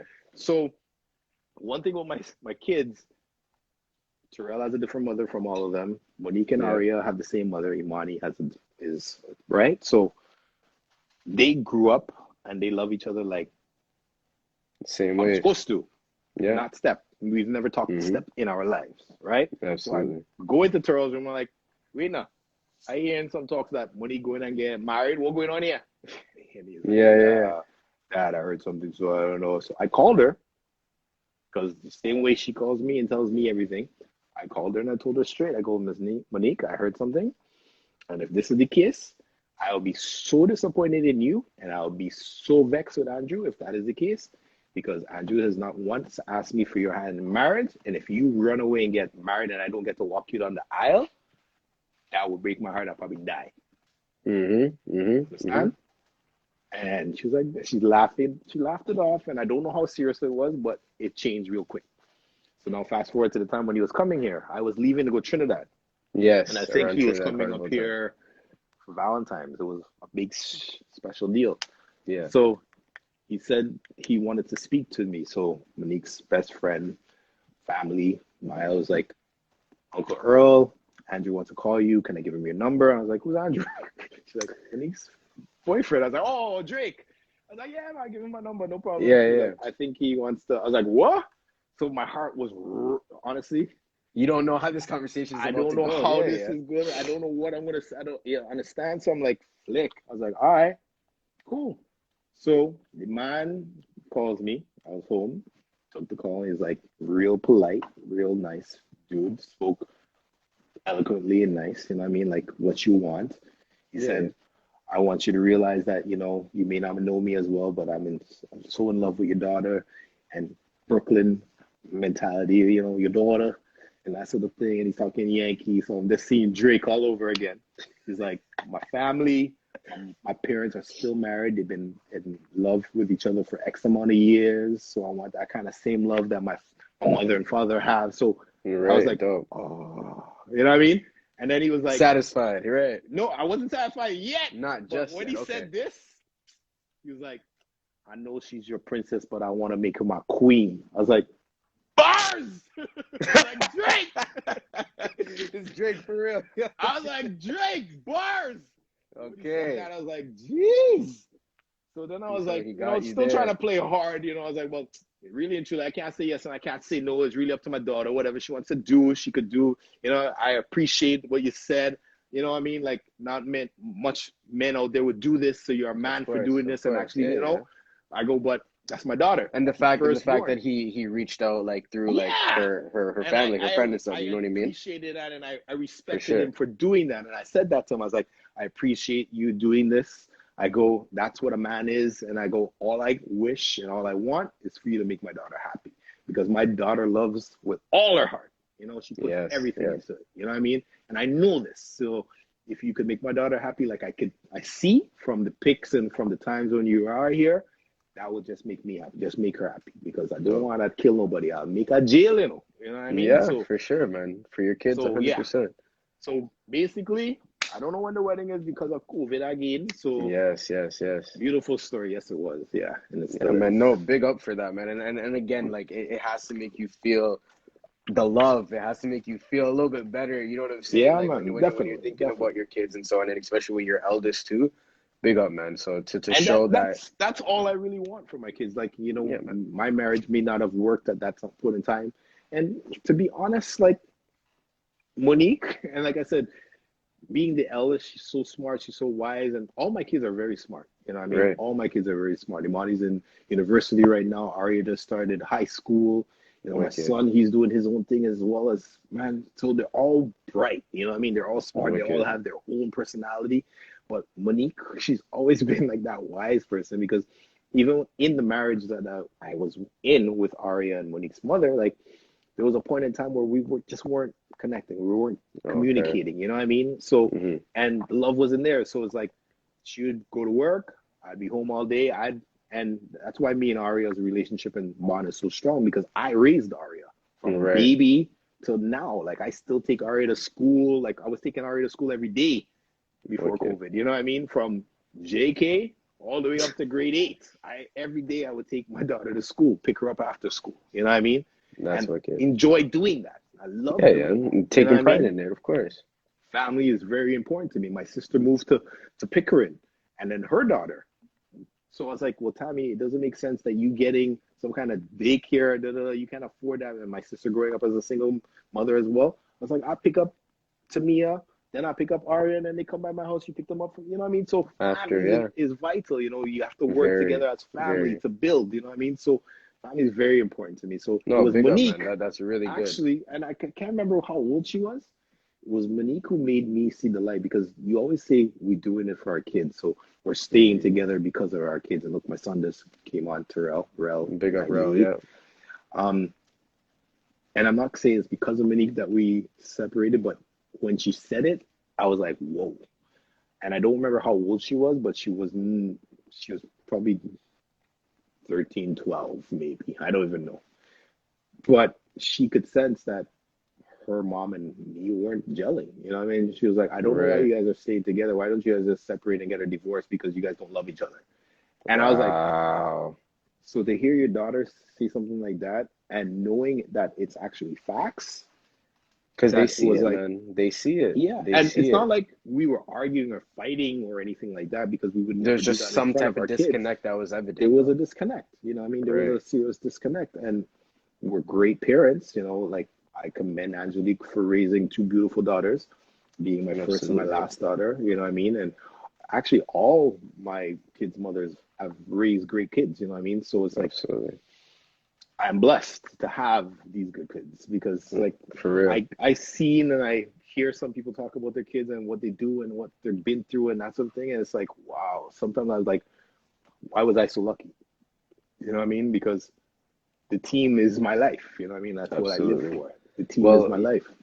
Right away, when you're just describing the relationships that you have with your kids in regards to their willingness and the openness that you guys can have conversations about anything and everything, it shows the magnitude of a father that you are. You know what I'm saying? Like, it's not easy for some kids to go to their parents and talk to them about everything. You know what I'm saying? Or whatever, just to be drunk and say, call my dad. Like, that's, you know what I'm saying? Like, honestly, I'm letting you know that like, there, friends of mine, my life. That was the greatest day of my life. Honestly. As it should be. As it should be. I've told my boys that, and even one of my boys said, bro, Earl, I just wish and I hope that one day my daughter would do that. You know what I mean? Yeah. Because as I told Monique that time, I was like, you know what? Your friends like you, but I love you. Understand? There's a difference. You know what I mean? There's a big difference. As much as I could be vexed and I could be angry with you, I'm going to tell you what I feel, but I'm going to also show you that I'm there. You know what I mean? Regardless to what. No, man. And that's good, bro. That's like, I can't thank you enough for being that type of father. You're not even my father, but you're setting that pace. You get what I'm saying? And you're doing and being a social media influence as you are. You are an ambassador of the steel pan. You push the SoCal culture. You're known in our community. It's very important that you carry these traits with you everywhere you go. You get what I'm saying? So now, like, the reason why I do the Safe House and the reason why I bring people like yourself on here, because I want people to understand that you guys are not just DJs. You guys are not just MCs. You guys are not just promoters, venue owners, whatever it is. You guys are human beings. You guys are fathers. You guys are sons, uncles, cousins, brothers. Like, it's very important for people to understand these things. And I'm really glad that we're able to have this conversation, because I'm sure all the people that have joined in, all the people that were listening throughout this whole conversation have learned that EMAN is more than just an MC, more than just your girl's voice of choice, more than just E=MC², because you're 2 times the, you know what I'm saying? It's more than just all of these things, right? So, King, I got to give you your flowers, man. I got to thank you for being that person. You know what I'm saying? And if there's, like, I know we got like 10 minutes left till this thing, and I'm going to milk it out, because right behind your head, I see the steel pan. You know what I'm saying? Bro. And I have to ask if you can give us a little segment on the show, if possible. Oh, wow. I mean, if it's possible, you can give us a song, whatever you feel like doing. If I don't know. Okay, the problem that I have, especially that I don't even have the iRig plugged in, and if I knew you was gonna ask, I would have plugged, because being a perfectionist and being that kind of person. I understand. I understand that. I will definitely play something. I will do something for you. I gotta plug in and make sure that, because actually the reason why it's on, and if JKD is still here, is because of JKD. Okay, so he's not. I don't think he's here right now, but it's okay. Well, we go tag him and we go tell him that I called his name. We'll tell him that we're in here. Yes. But JKD does something on Sundays that I appreciate, and when I can tune in, I tune in. He has a gospel show. What's it called? Sunday what? Sunday Gospel Live. Big up JKD, man. You Yep. understand? And today Absolutely. he asked me if I could do something on his thing, and I was like, by all means, because I play Absolutely. everything, and I Right. love conscious, I love gospel, I love music with meanings. You know what I mean? So Wicked. I will be appearing on his show sometime soon, so look out for that. Wicked. I'm Look sure out for we'll that, be guys. putting that out soon. So that's why it's on, because I was just looking at through some serious gospel tracks and some songs. Wicked. That is Now dope. I'm trying to looking think forward while to that, man. I'm doing looking all forward this. to that. I'm thinking, what can I play for you? And I don't know what I'll play, but Let's gotta just hear turn some things on pan. and make sure I things are wanna on. I wanna But let people understand the versatility of the steel pan when it comes to EMAN, bro. You know now what I'm saying?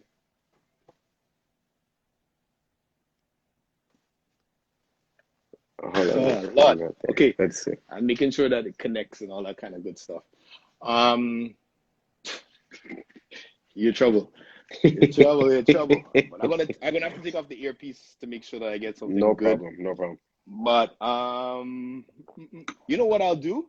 That's what I'll do. That's what I'll do. I saw DJ Kevin posted it earlier.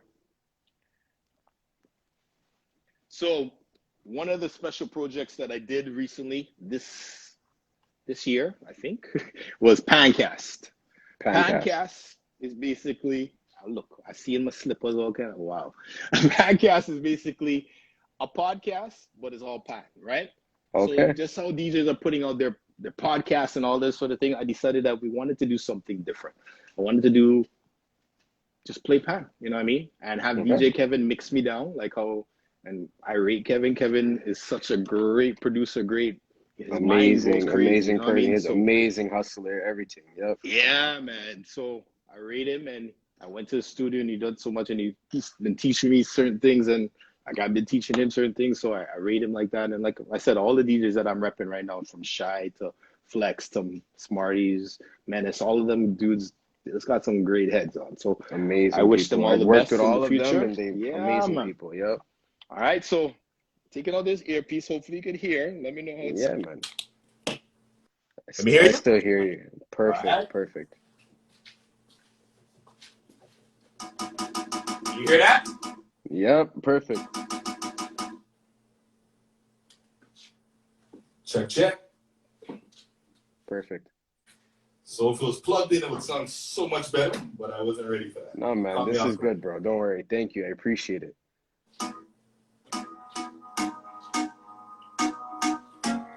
So today we're in the safe house right now, right?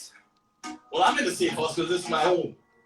Wicked. So he asked me to do a little thing just to nice up the area. So this is called Pancast. It's about a 20-minute mix of some of the great tunes that I like to play, mixed by DJ Kevin. So right now, if you're drinking something right now, I want you to put your cup in the air right now. I want you to put it high. And I want you to take a cheers for life for us right now. Put your drinks in the air. Yo, Marshall, tell them why. What are we going to do?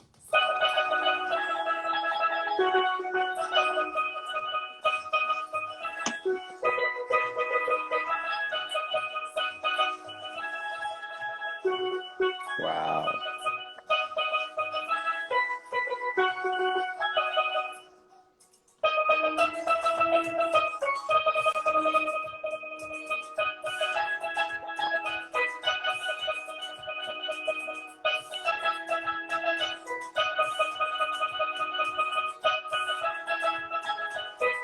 Yo, ladies, what do you say?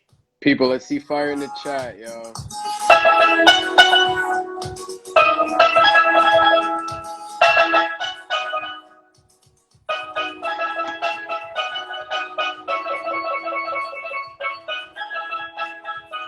see, fellas, when they carry on too much, what happens?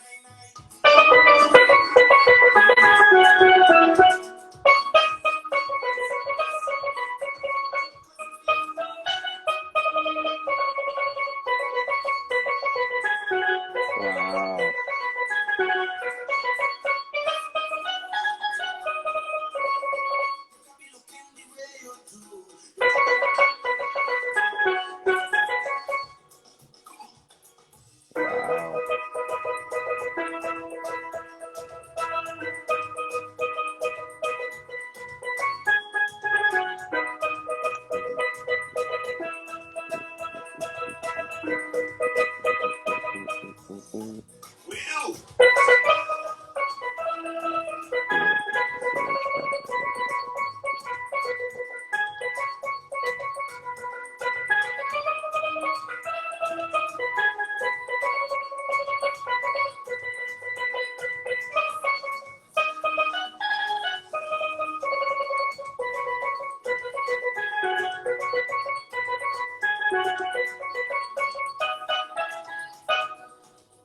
So what? This pandemic is going on so long. It's been a while since I've seen certain people. Who we say?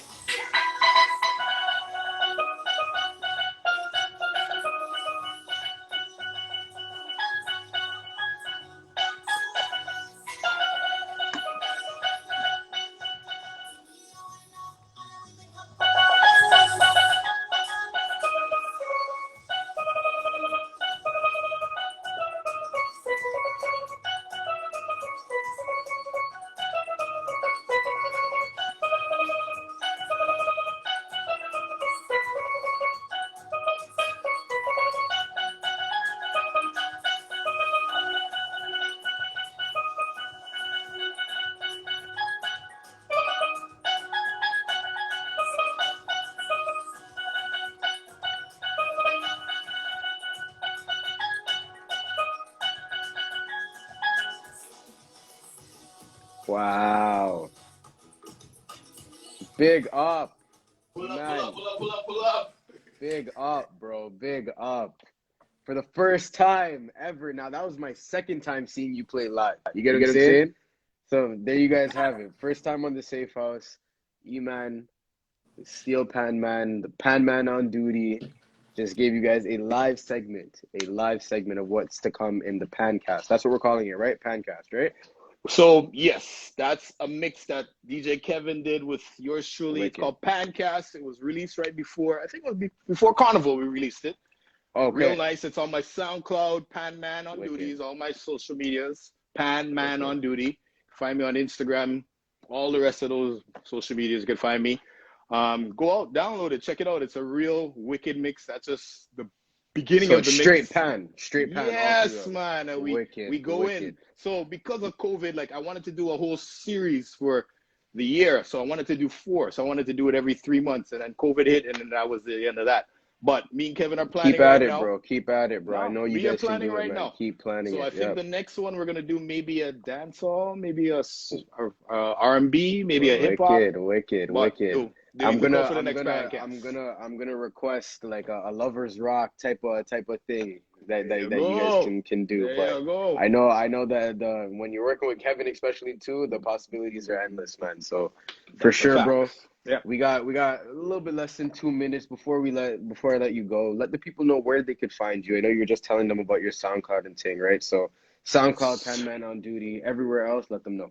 Yep, SoundCloud, Pan Man on Duty, EMAN from the new KOS, or you see this shirt here? Yes. I want you guys to Google this. If you don't know what it means, Google it. All right, just Google it. Merchandise. I have a site called 𝙑𝐵𝐿, which is notable backwards. Okay. Google that too. Could get gear, you know what I mean? Okay, there you go. Google it. Guys, I'm going to be posting this on my story, so you guys make sure you guys Music keep up matters. to it, right? There you go, people. Look at the Steel Pan merch. Music matters. There's the merch, and look, it's all even in the chrome and everything too. Watch ting, okay. A lot of things people don't know about EMAN, you know, but I dabble in a little bit all. Yo, 𝙬𝙗 Stewart, the best pan man in the world, is online. Large of himself. 𝙬𝙗 Stewart, big up, fam, big up. Yeah, so, yo, EMAN, let me thank you once again, bro, for joining the Safe House. This is an amazing conversation. I know glad to be here. Anybody that was listening to this, that are going to be listening, you guys are definitely going to appreciate this conversation. So thank you again, bro, for taking the time out of your Thursday evening. I look forward to linking up with you in the near future and doing some work with you. Definitely finish this drink with you, bro.